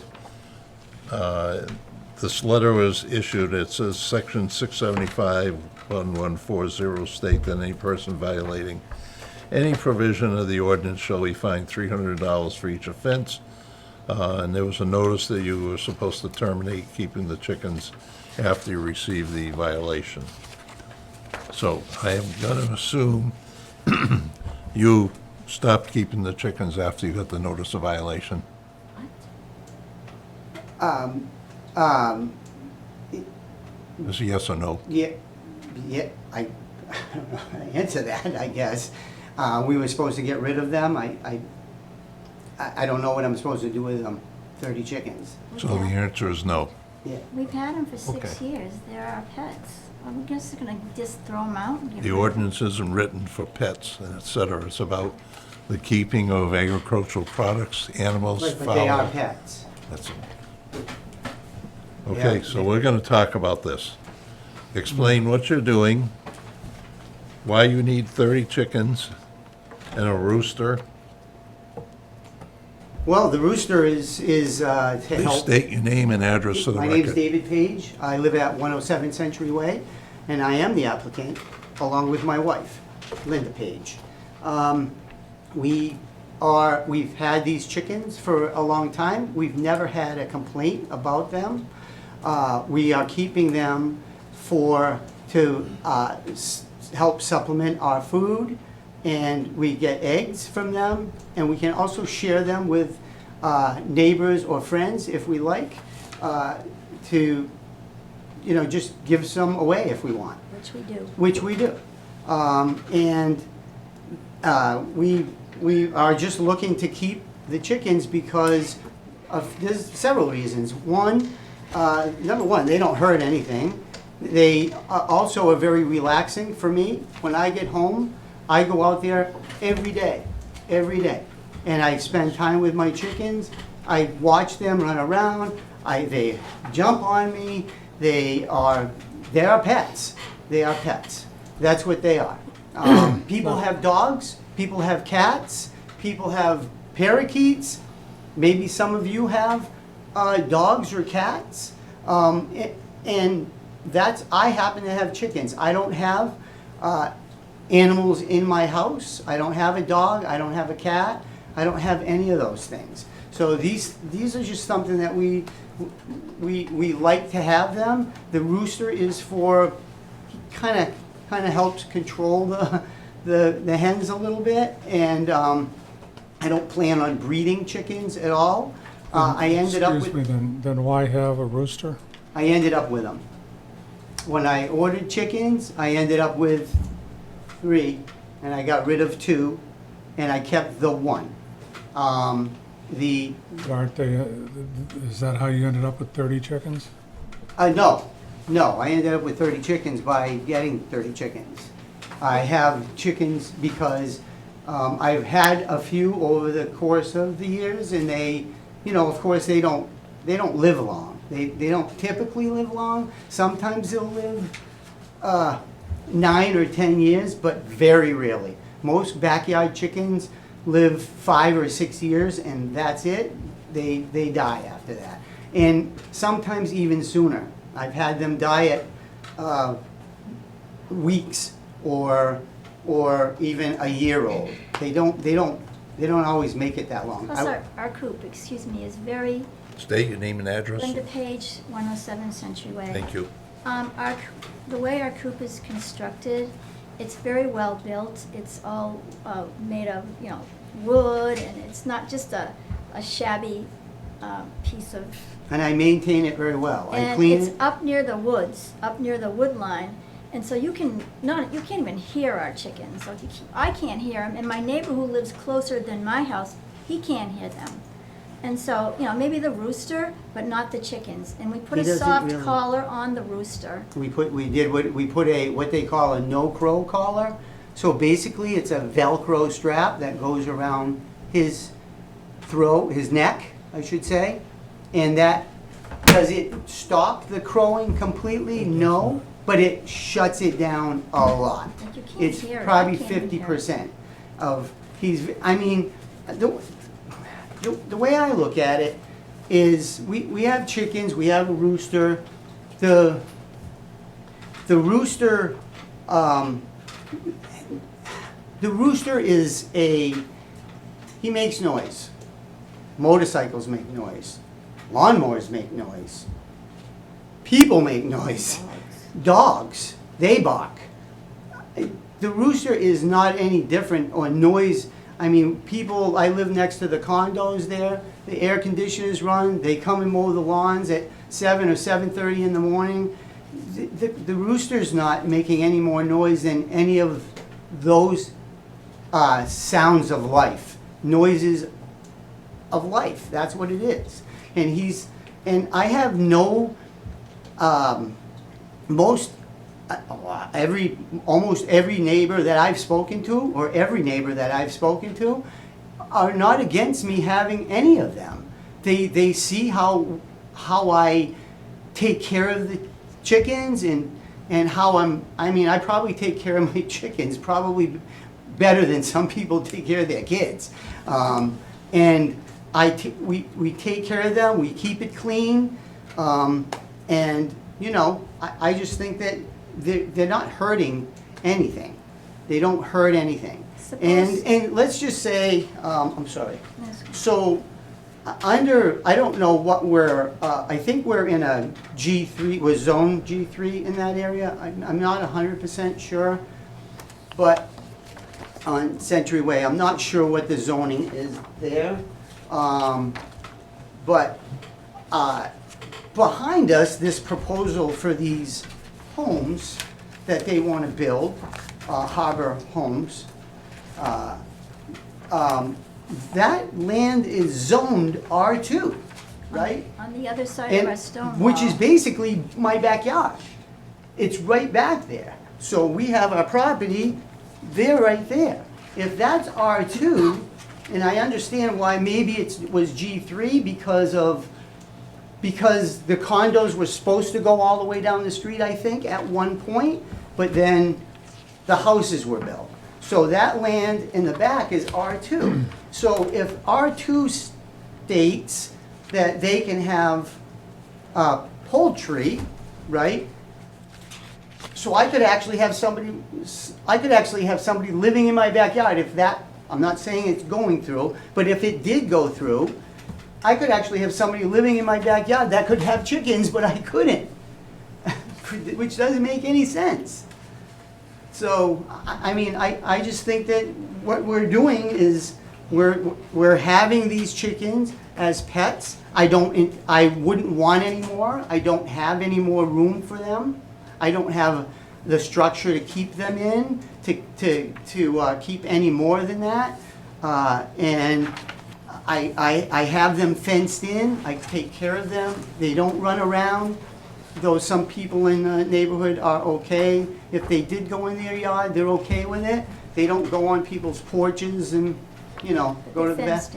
Huh? They're fenced in. They're fenced in now. All right, I'm going to ask you, there's 3 issues for, 9 issues, I'm sorry, for a special permit. Mm-hmm. Would you address those, Sure. So, please? yep. So I guess the first question on that to address, right? So I know that one of our neighbors has, I'd have to look at that question again.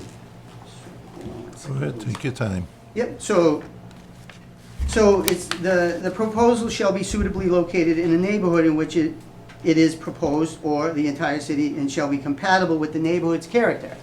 Well, my neighbor has been approved to have chickens. They live 2 or 3 houses down from me, and they have chickens. How many? I think they've been approved for 6. But they have more now. They just- No, I think they have 6. So, which I should go take care of at some point tonight. But they have 6. And so what we're proposing is just to have, I'm having more chickens, yes. I want more chickens. I'm not gonna have any more than that. Again, I don't have any room for that. So is it compatible with the neighborhood? Yes, to answer your question. Okay. Yes. The second question would be not applicable to me. What is the second question? The second question is, the proposal shall provide convenient and safe vehicular and pedestrian movement within the site in relation to adjacent streets, property, and improvements. Okay, your chicken's gonna be free range, get out of there, run and No, through there's the a yard? fence. There's a They're fence. fenced in. They're fenced in. Okay, Yeah. number 3. Yeah, so the number 3 is, the proposal shall provide adequate space for off-street parking, loading, unloading of vehicles, goods, products, materials, and equipment incidental to the normal operation of the establishment or use. Again, not applicable, I don't believe. So, Do you I'm have not a- gonna have vehicles pulling in and out of there and trucks delivering feed or shavings or any of No that. driveway near? No, just my driveway, that's it. There's no driveway near the chickens. Okay. Number 4.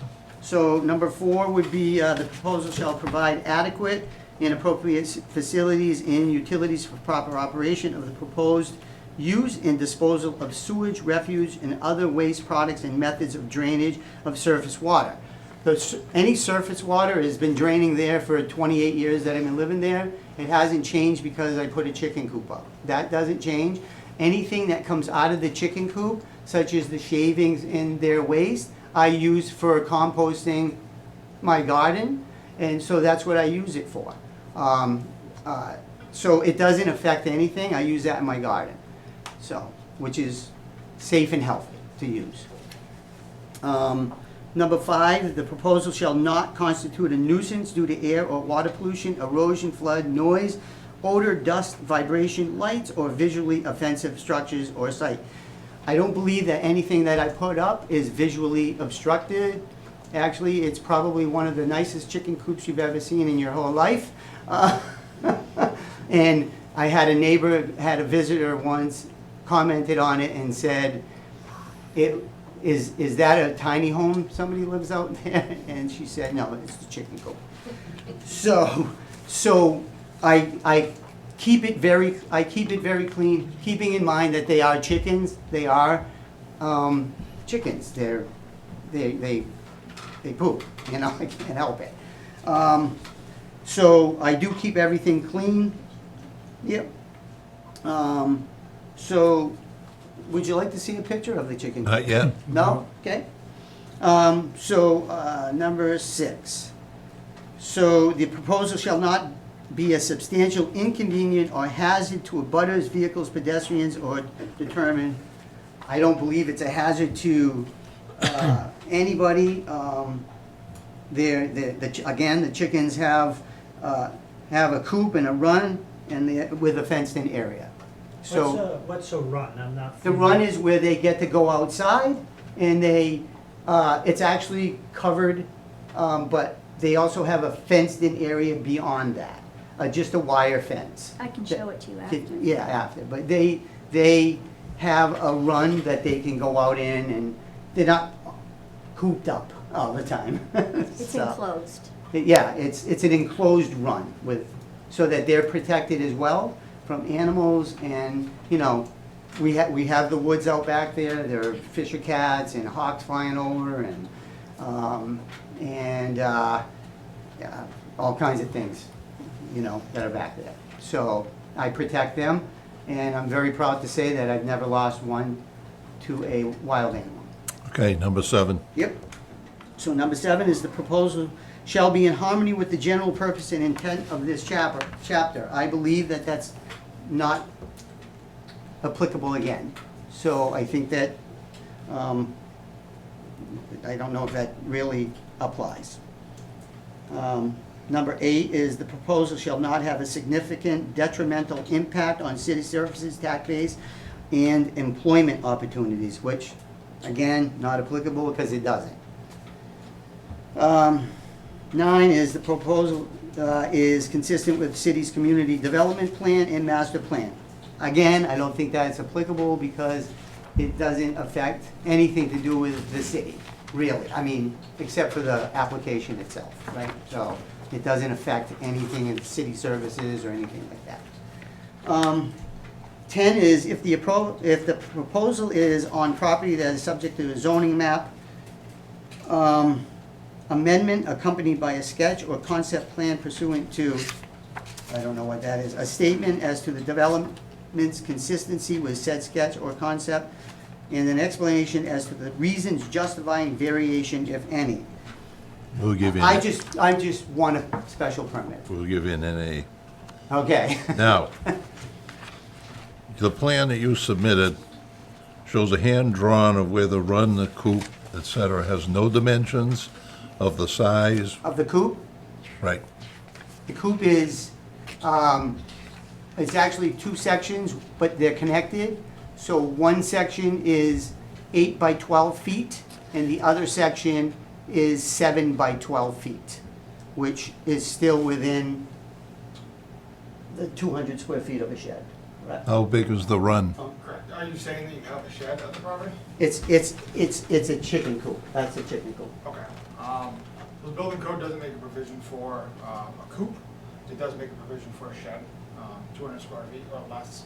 You don't need a building permit Okay. for it. So it's still under 200 square feet. And how big is the run? The run is, there's two sections again to that. One is about 8, I'm gonna say it's 7 by 12, and the other one is about 10 by 12. Okay. And the fenced-in area is beyond that, so it's, I mean, I own about, I think it's about 85 or 9,000 square feet behind my house, on top of the lot that my house sits on. That's why I provided all those tax records and all that. Yeah, I'm just looking on the run. If you add it up, that's, It's about 200 square feet. yeah, about 208 square feet. Because the average is, they recommend 5 square feet of run for every chicken. Correct. Okay, if you have some pictures, we'd like to take a quick look. You did not include that in your package. Okay. You can show them if you have any pictures. I don't have Well, I any just have- printed pictures. Well, but- here's the front. Start with him, please. Here's the front of the coop, and you can see the, Okay, if you want to start addressing the three, the outside area. oh, I'm sorry, forget that. You did it. You did the 9. Thank you. All right, so I'm going to ask, are there any representatives of the city to speak regarding this application? Yeah, I'll stay a few words here. Here's the Well, outside. I was not the building inspector that addressed this property or handled the complaint. That's run inside. Mass General Law makes no distinction No, between the run is chickens and roosters. It's livestock, period. There's also no specific provision for them being used as pets. They are livestock. That's where it is.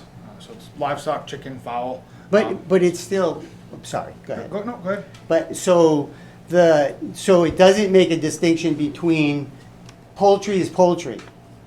A rooster is poultry. Correct. Like rooster is chicken. A rooster is the same as a chicken. Correct. Right, Yep. it's just a male. Yep. That's it. Exactly. We get comments a lot. May I have the chickens but not the rooster? There's no distinction in the zoning between a chicken and a rooster. So they're one and the same as far as the law is concerned. Right, And there's no, and again, there's no provision for them being used as pets. So Right. they're Oh, used as livestock. Okay, I'm just That's stating it. that that's Yep. what they are for me. Yep. And I don't, some people again have cats Mm-hmm. or dog. I don't have cats because I'm allergic to them. I'm not allergic to the chickens, but I am, these are my pets. I consider them my pets. And they're, that's how they are. I get a lot of enjoyment out of them and, I truly care about them very much. So Very much. we get that a lot as well. Individuals claim that they're pets when we're looking at it from a zoning, Different- from a zoning standpoint. Sure. There's no provision for that. Okay. So that's where we're at. So livestock is livestock. It all falls under livestock, swine, poultry. Mm-hmm. So Thankfully, I'm not having, I don't You have don't have 5 pigs. acres or I don't have pigs, nor would I want them. or ducks because they're gross. Yeah. Okay, I'll ask my members if they have any, first of all, any questions on anything he has said at this point? No, not at this point. Okay, are there any abutters who'd like to speak in favor of this application? Chris? Chris Singer, 75 Century Way. I live in the condos, and literally from my balcony, I can see his coop, and it does look like the tiny house. And I mean, obviously, I know the zoning law, and I know that it's livestock, and I know he's not supposed to have them. As far as the rooster noise, it doesn't bother me, and I live right there. I'm probably as close to the coop maybe as his own house. But I can just attest to the fact that he does treat the property and the chickens very well. They're not a nuisance, in my opinion.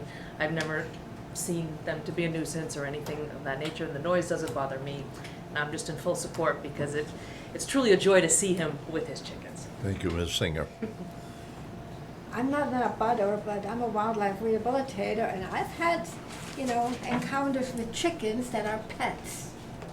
So I know that they're still labeled livestock, but I really think that needs to change because more and more people have chickens as pets. All right. Mine all Well, have names. And We're they not don't here to slaughter- talk they about don't what the slaughter rule them. says and changes. We go by what the rule is Yes, today. I know. That's an But I'm opinion. just saying, I've gotten chickens in that were completely tame. And the variance You know, goes to sitting on my the shoulder, land. on my The counter, variance I goes mean. to the land, not to him. Yeah. I know. Sir, you had one moment. You- I just wanted to say that I know that I get what the law says and you classify them, but all my chickens have names. And that's how, Buster is the it may seem crazy to some people, but a lot of people who have chickens do the same thing. They name their chickens. And Okay. Just like, I have two people, sir, in the back. Yeah, my name is John Thompson. I'm not a neighbor, but I'm 35 Needham Road in Westminster. And I've been friends with Dave for a long time. And I actually have hens and roosters also. I have 22 hens, 2 roosters. One of the things that Dave said, he questioned about why do you have a rooster? Well, one of the things we have roosters for is because they encourage the hens to lay eggs at certain times during the year. I have a different situation than him. I have 5 acres of land, so I'm pretty well set. But I can tell you, for our experiences, when Dave goes on vacation, I go over there to help him with his ladies at night to feed them, make sure they're watered, make sure they're taken care of, everything's locked up, and then he does the same thing for me. And like I said, his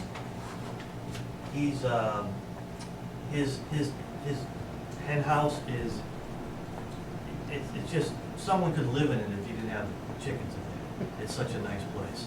Okay. He's such a great carpenter. So my thing is that he doesn't abuse them. Like you said, they're like pets. And actually, when he said his hens have all names, my wife, all of ours have names too. So, like she said, some things have to change, but they are like pets to us. I have dogs and cats, so just to stand for Dave. Thank you very much for that. Ma'am? My name is Judy Karen. I'm at 83 Century Way, two condos closer to him and Chris. And he's out there every day with them. And when the rooster first started, I wasn't thrilled, but he's got the collar on it now, and I don't even hear it anymore. I'm used to it, and I just see him out there every day, and he gives us eggs here and there, and he's just a great neighbor and takes very good care of them. Thank you. Sir? Yeah, my name's Philip Karen, and this is my wife Judy. I'm from 83 Century Way, and we live too close, with 2 condos closer than our neighbor there. And like, I third everything that everyone said. This man, no one could take better care of these chickens. His coop, his land, and He calls their neighbor box and they come to him. and they come run to him, and and he did put in a fence to stop them from going around his yard, and so they're confined to that one area. So I foresee no problems with. Okay, thank you. Anyone else who would like to speak in favor of this application? Mr. DeMayo? Yes, Mr. LaFawn, members of the board. I've known Dave Page for 20-plus years. He's a finished carpenter. I'm sure this chicken coop is as nice as his home. The chickens are very, very lucky to have such a caring couple. And, you know, this has been a reoccurring problem with the board. Chickens in the residential neighborhoods, and, you know, it is considered livestock, and I'm sure at the time that they got the chickens, they didn't realize that they needed to come before the board for variance, special permit, whatever. But now apparently there was a complaint, but the complainant didn't show up tonight. So you know, I know the neighborhood very, very well because my parents live there. And I never even knew there was a chicken coop there. So, and I've never heard my mother complain about a rooster crowing 4 o'clock in the morning. So, I don't know. Whereas the board has granted special permits, variances to other families, I can attest to the fact that the Pages, one of the best caretakers out there. And, you know, I would see no problem if the board approves this tonight. Thanks. Thank you, Mr. DeMayo. Anybody else would like to speak in favor of? So Tiffany Krupski, 141 Century. I am the opposite side of the condos, 2 houses down between Mr. Page and my neighbors who also have livestock. It's a pleasure to see the chickens, to be honest. It really brings pleasure to my children. They enjoy it. They love Buster. And I agree with all the rest of the parties from this evening. Thank you very much. Thank you. Is there anyone who wants to speak in opposition to this application? Anyone who would like to speak in opposition to this application? Make it known there's no opposition. Mr. Page? One more thing. I would like to say that I do have a list of people here that couldn't make the meeting tonight. They signed, they printed their name, signed it, and you can have a copy of this, that's fine. They printed it, they printed their name, they signed it, and their addresses and phone numbers are on here. And I also have a short letter, if I could read it, please. If you want to submit it to the board, I'll read it. Okay, you can do that too. Thank you. You're welcome. So I'll submit these 2 documents to the file. And so first one is, due to other obligations, we are unable to attend the ZBA meeting. We, the undersigned, have no objections to David and Linda Page having poultry, hens or a rooster.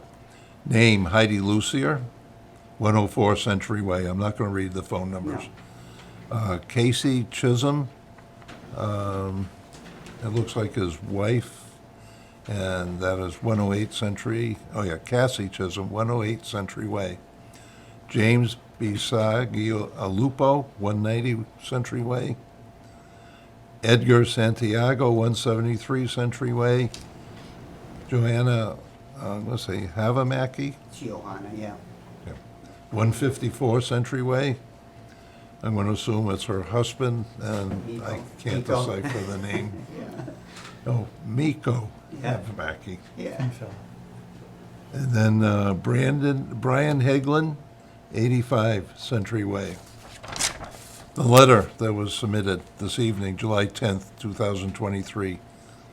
Dear Zoning Board, due to other obligations and previous commitments, we are unable to attend the zoning meeting. We, the undersigned, have no objections to David and Linda Page owning poultry. That is, hens or rooster. In fact, we think it's a wonderful idea, and believe everyone should own chickens.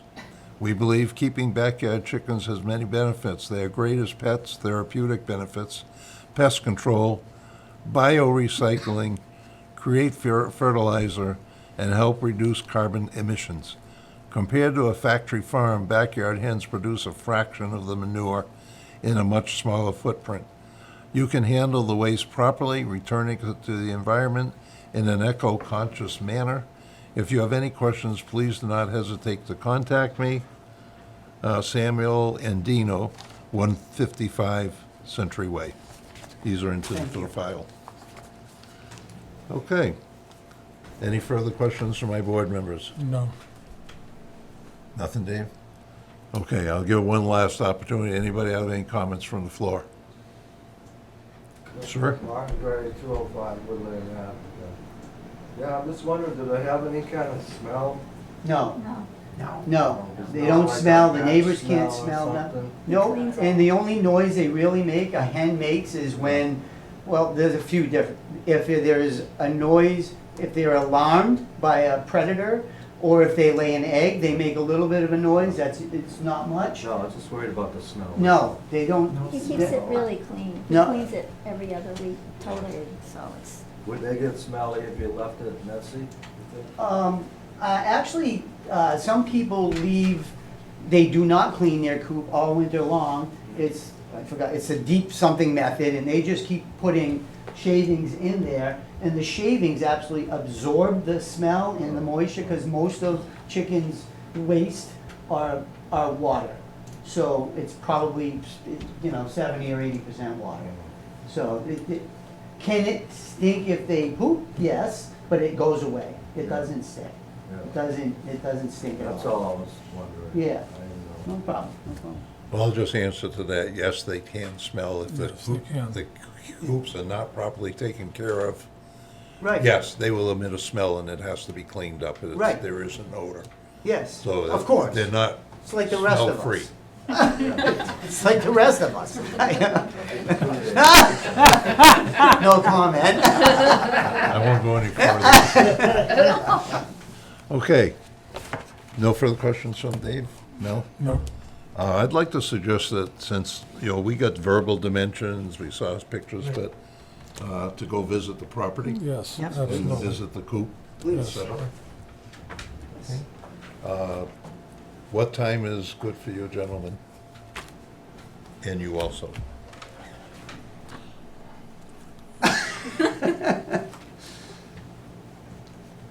I would love to have chickens, but, we're too small.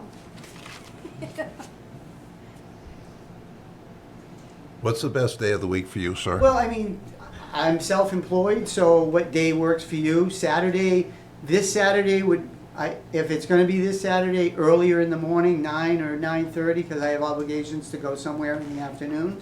If you wanted it to do that quickly, that's fine. Or another Saturday, or during the week if you prefer. Whatever I'd works for you rather guys. during the week. Can you do Friday? Friday I can do. This Friday? Yes. I'm just trying to think, I don't have any appointments or anything. Your wife can attend the viewing if you wish. I will, I wanna be there, I wanna show you, I'll be there, I'll make sure I'm there, What time? absolutely. 9? 9 a.m.? Sure. 9 a.m. Yeah, Friday? sure, Okay. yeah, We'll be there. good, I'll be there too. And I'll just, for the record, there's been a number of cases that have come before this board regarding chickens. We've been very conservative on allowing chickens. So I'm just giving you a heads up that we've been very conservative. And we have not allowed roosters across the city. So that's just another fact. That's a statement. And Ms. Singer can attest to that because she's seen a lot of the cases come in. But the bylaws, or, am I right, bylaws say that you can have livestock or poultry, right? So there's nothing in there that says that this, no distinction. in the city of Gardner, we have never allowed a rooster. okay, but, Well, there's a lot of them around. There's a lot of things around that shouldn't be happening. yeah, but, I mean, you've never If you're allowed. saying that, if you want to provide the names of everybody that thank has you. roosters. No. But I'm just saying, Mr. Zupa, do you have anything additional you want to add to it? No. Okay. This is my rooster, this is his home, this is where he lives, So- Okay. I'm just sharing the facts with everybody here. How would you like it if someone came and said, you gotta get rid of your dog? Your or cat or your That's dog. not a question to ask the board members. Oh, excuse me. It's not pertinent to this. Okay. Well, that's what you're asking us to do. To get rid of our pet. I am enforcing what we've done within the city.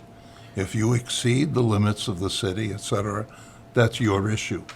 And the board will render a decision as appropriate for the city and for the applicants and the abutters. And that's it.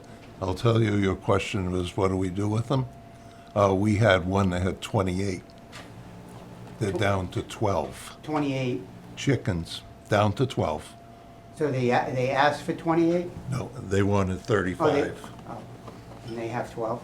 Yes.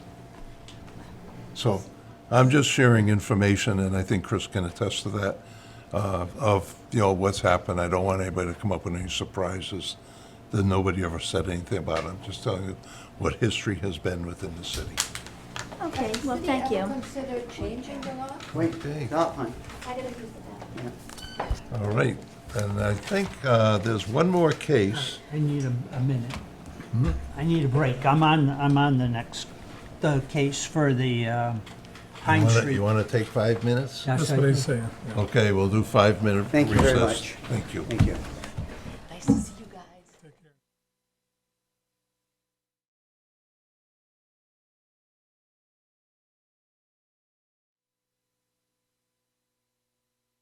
We'll reconvene. Can we just continue the case? Excuse me. Next time? We started the meeting Continue again, this? so Yeah. go out in the hallway if you'd like to discuss. Why not? I don't know if they want to. Why not, though? We could grant the continuance. Just continue. That way you don't have to go through the They have to reapplication. pay the fee. Yep, they will. Either which way they will. Okay. All right, the next case before the board is Aldi, Massachusetts LLC, and it's really to, a special permit. I've called this earlier, and no representatives here. Then, and there are none now, and it's to convert 20,000 square feet of the former Stop and Shop facility in Timpani Plaza. And there are no representatives. It could be a possibility. The original zoning meeting was July 20th, Next week, next week, but because of an issue, it rescheduled to this evening, the 18th, July 18th. to July 18th, I'm sorry. So there could be an error on their part. And I think what I'd like to propose to the board is to continue this case to the next month's meeting, August. But there will be a continuance fee, and they will be required to pay that. Any comments or questions? Nope. Randy? No. Okay. So do I hear a motion? And a motion I'd like to propose is that we continue the Aldi case, Aldi, Massachusetts, to the August meeting, to give a continuance to the August meeting with the condition that they will be required to pay the continuance fee. Yes. That is $150 if there's any questions. And I'm basing that on the possibility there was a communication error on the meeting night of next week versus tonight. So, do I hear a first on that? So moved. Seconded. Okay, any further discussion? Okay, all in favor with that condition, say aye. Aye. Aye. All those opposed? No opposition. The Aldi case is continued to next month, provided they pay the continuance fee, and we will go forward. Okay, the next case before the board. I have not sat on the case, so I will excuse myself as chairman and turn the chairmanship over to Mr. Hagelin for this, and I will actually leave the room, and then once the case is done and heard, I will return as chair, because we have several other items to go over, and then we'll finish up with that. So Mr. Hagelin will now take over. Thank you, Mr. Chairman. Step to the chair.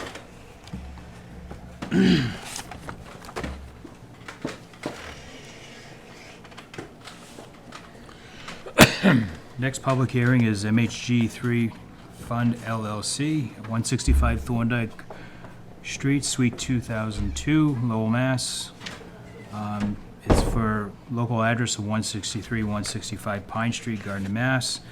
Map R22, Lot 6-8, and located in a general residential 3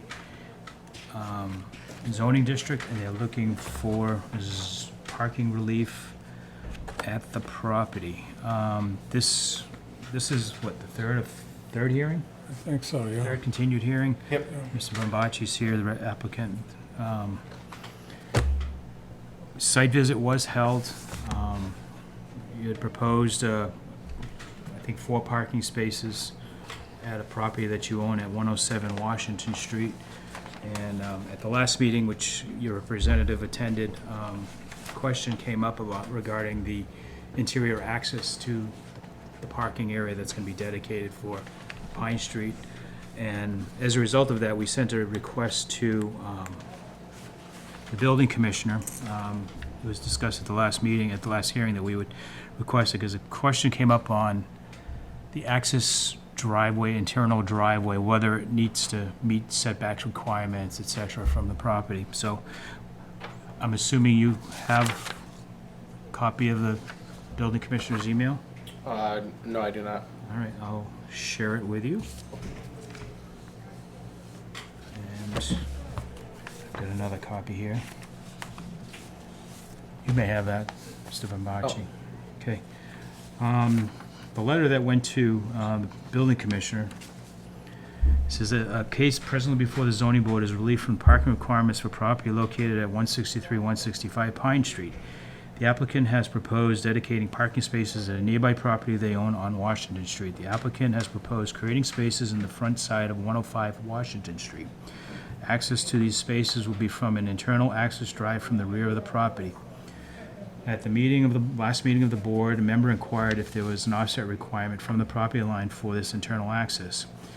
It was recommended to the applicant's representative that they contact the building commissioner for guidance and interpretation. It says, please advise the board of your interpretation and whether the proposed access complies with the code. And it says the case will be continued to our July 11th meeting, and advised him that there was a plan of the proposed parking and access drive on file in the office. I have a response email from Commissioner Zuppa dated July the 5th, 2023. It was sent at 11:12 a.m. It was sent to me as the acting chair, and is carbon copied to members Cornett, Antea, and our administrative assistant. It's regarding 163, 165 Pine Street. It says, Mr. Hagelin, the proposed paving at 105 Washington Street would not be considered, quote, an access driveway, as it doesn't allow motor vehicles to ingress from the street and egress from the site. It would, however, be considered an interior driveway. See definition from section 675-710 below. An interior driveway is a travel lane located within the perimeter of a parking lot which is not used to directly enter or leave parking spaces. An interior driveway shall not include any part of the access driveway. Section 675-720C, number 3 states, quote, no parking space or other paved surface other than an access driveway shall be located within 5 feet of any lot line. A variance from the ZBA will be required. The recommendation of this office is that the applicant be held to the original parking plan submitted for 163, 165 Pine Street as enforcement of compact or buddy spaces, quote, compact or, quote, buddy spaces at the Pine Street location, and remote parking spaces at 105 Washington Street would be impractical and near impossible. Respectfully, Thomas Zuppa. Okay, the last paragraph there was something the representative mentioned after we had closed your portion of the hearing. Okay. Okay, so I don't think that's relevant. I'll open it up for discussion from the board. I think we're all familiar with your proposal. Yes. Like I said, this is the third time hearing this case. Yeah, I guess my concern is, one, you know, we now would have to go down for a variance to go down that path for 107 Washington Street. That's the first thing. Second thing is, I still have a substantial concern about the distance of that parking from your Pine Street location. It's a good quarter of a mile, let's say, or three-tenths of a mile, something like that. Because you can't cut across other people's property to get there, so you have to go down Washington Street and cut around and so on. So that raises, in my mind, certain safety issues during the winter, going up and down, walking up and down a hill, depending on whether you're coming or going. I'm not sure that that really adequately addresses the parking requirements over on Pine Street. That's one of my concerns. The other concern I have, and I think the building commissioner also mentioned it, but you know, the fact that there's limited turning radius in the current parking arrangements that you have, and trying to limit that to compact cars, I'm not sure how you're ever going to enforce that long term. Not sure that you can require anybody in your apartments to have less than a full-size car when you rent it. Yeah, we would require some. It would be difficult to do. So those are my concerns with the whole situation. Mr. Bombachi, you received a temporary occupancy for Correct. all 8 units? Yep. Okay. And as of right now, no one's really using the parking lot. Like, we drove by today, and I think there were a total of like 4 cars in the parking lot. It'll come winter, when they had no on-street parking, that'll change, I assume. Which is, yeah, which is why we're hoping to use, Washington as like overflow only, because like, I don't see it as like something that they would be doing routinely, just more in like snow emergencies. No, I understand, but that's when I believe the hazard would start existing. You know, an ice storm or whatever, going up and down that street could be interesting. Washington Street is not exactly flat. You know. Yeah, it's all pretty hilly. What is it, Favor Street or whatever to get over there? Yeah, either one of them is difficult. Dave? I have similar concerns as Mel, and we've mentioned them numerous times on different site visits. You know, the parking issue, and safety, etc. Okay. And open it up to the audience. If anybody has any comments, is Mr. DeMayo. Mr. DeMayo. Yeah, Mr. Chairman, members of the board, first of all, I'd like to say that I applaud what John Bombachi and Candor and Millennium and whatever other LLCs are operating under in the city of Gardner. They are trying to clean up dilapidated neighborhoods, and I applaud that fact. The only, I've got a couple issues here, and you know, John being a real estate professional as well as myself, you know, when you buy a property, it's buyer beware. What are you buying? What are the laws governing the property? I like what they've done with the property. I've seen photos of the inside. I've been by it numerous times. I think it's commendable, but when they bought this property, they really should have bought it with a condition that they had the city approvals for the parking. So now we have a situation where they apparently, I guess they've been given a temporary occupancy for the 8 units. What's the requirement per unit? Is it 2 cars or is it 1 car? 2. 2. See, I wish we could see that reduced to 1 car. And, you know, we all know that the winter parking regulations have been amended so that people can now park on the streets unless there's a snow emergency declared. And oftentimes, what tenants will be forced to do is they'll have to find parking elsewhere in the city. And I think the city provides for certain parking lots where those residents can go park their cars. The other problem I have with this is how you allow parking at another titled property that's not connected with the property on Pine Street. Say for instance, the Realty Trust, the Limited Liability Corporation goes to sell Washington Street. Well, now what happens with the parking on Pine Street? See, I've never seen a situation in the city of Gardner where we've allowed parking on another property to adequately address the laws on the subject property.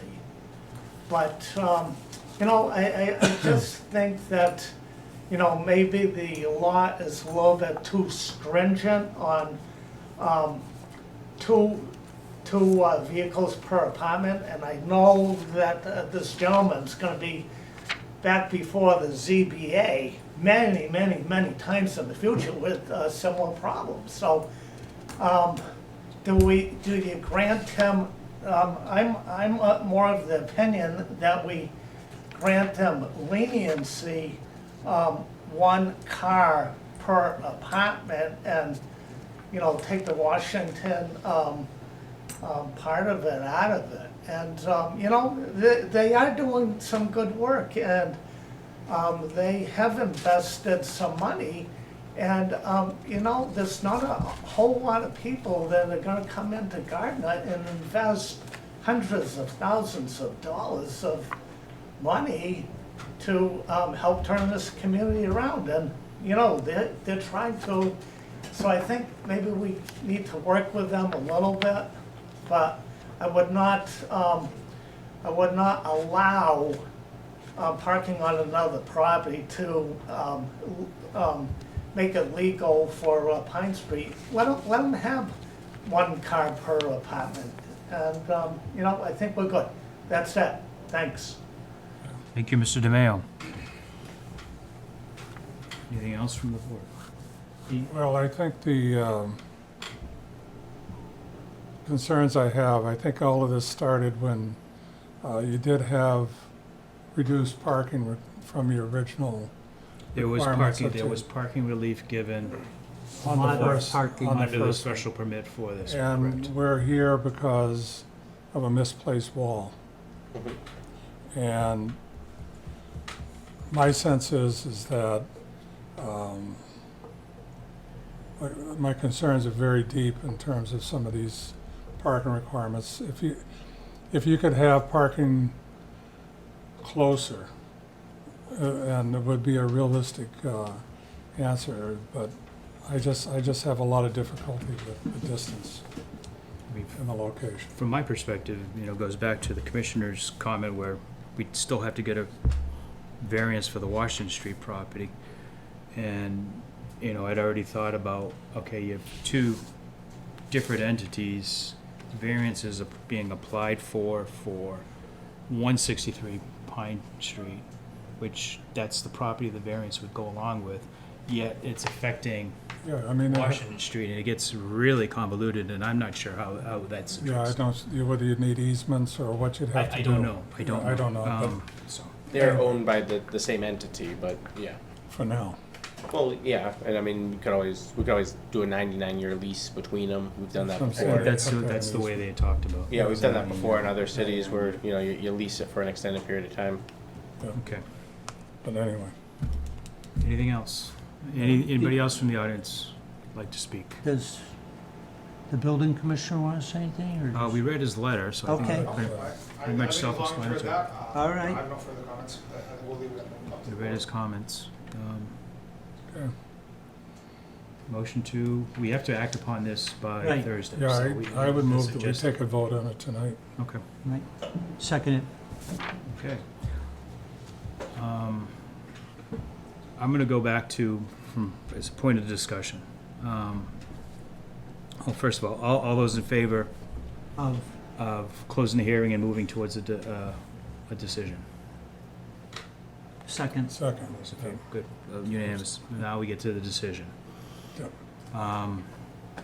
This is a subject I've struggled with a lot over, trying to accommodate the pickle that he is in, that he's created actually, by the placement of the wall. Relief was already given through the special permit for the property. And he's tried Mr. Bambachi and his association and staff have tried to come up with a potentially viable alternative. But I'm not sure, having a parking area, 1,200 feet away by, they said it was a lot closer, but that was the way the bird flew, by routing by street, meets the intent of parking for a property.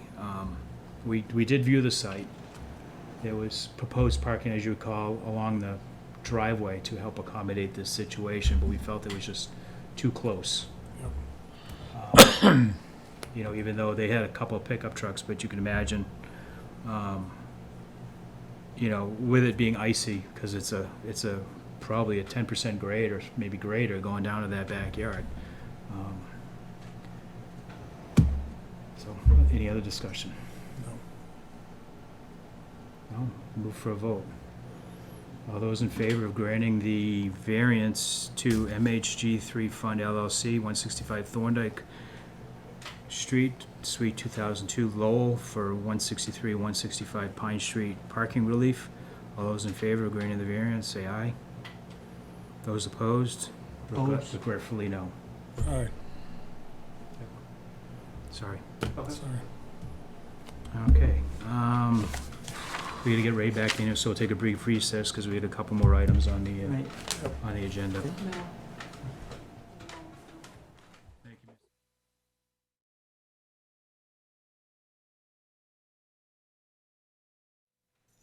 Are we on? We're on. Okay, I'd like to call the meeting back to order, and this is Ray LaFawn. I'm going to assume the chairmanship now. And what we have is, I have some minutes here of the April 27th site visits. Needs to be voted on, and signatures. So this is actually the Brock Street visit. The members on it, myself, Dave Antaya, and Mel Cornett. So have you all had the opportunity to read it? Yeah, those were online. Those were online, Yes. I believe. Yeah. So, do I hear a motion to approve them? Motion to approve. Second. All in favor? Aye. Sign them, please. That one I doesn't, saved that one it. doesn't work. I saved you now. I know you did. I got some here you're gonna sign. Mm-hmm. You see how long they are? Yeah, it's too long. Spent too much time on it. I know it. You know, did he start yet? Did he start yet? I don't know. Okay.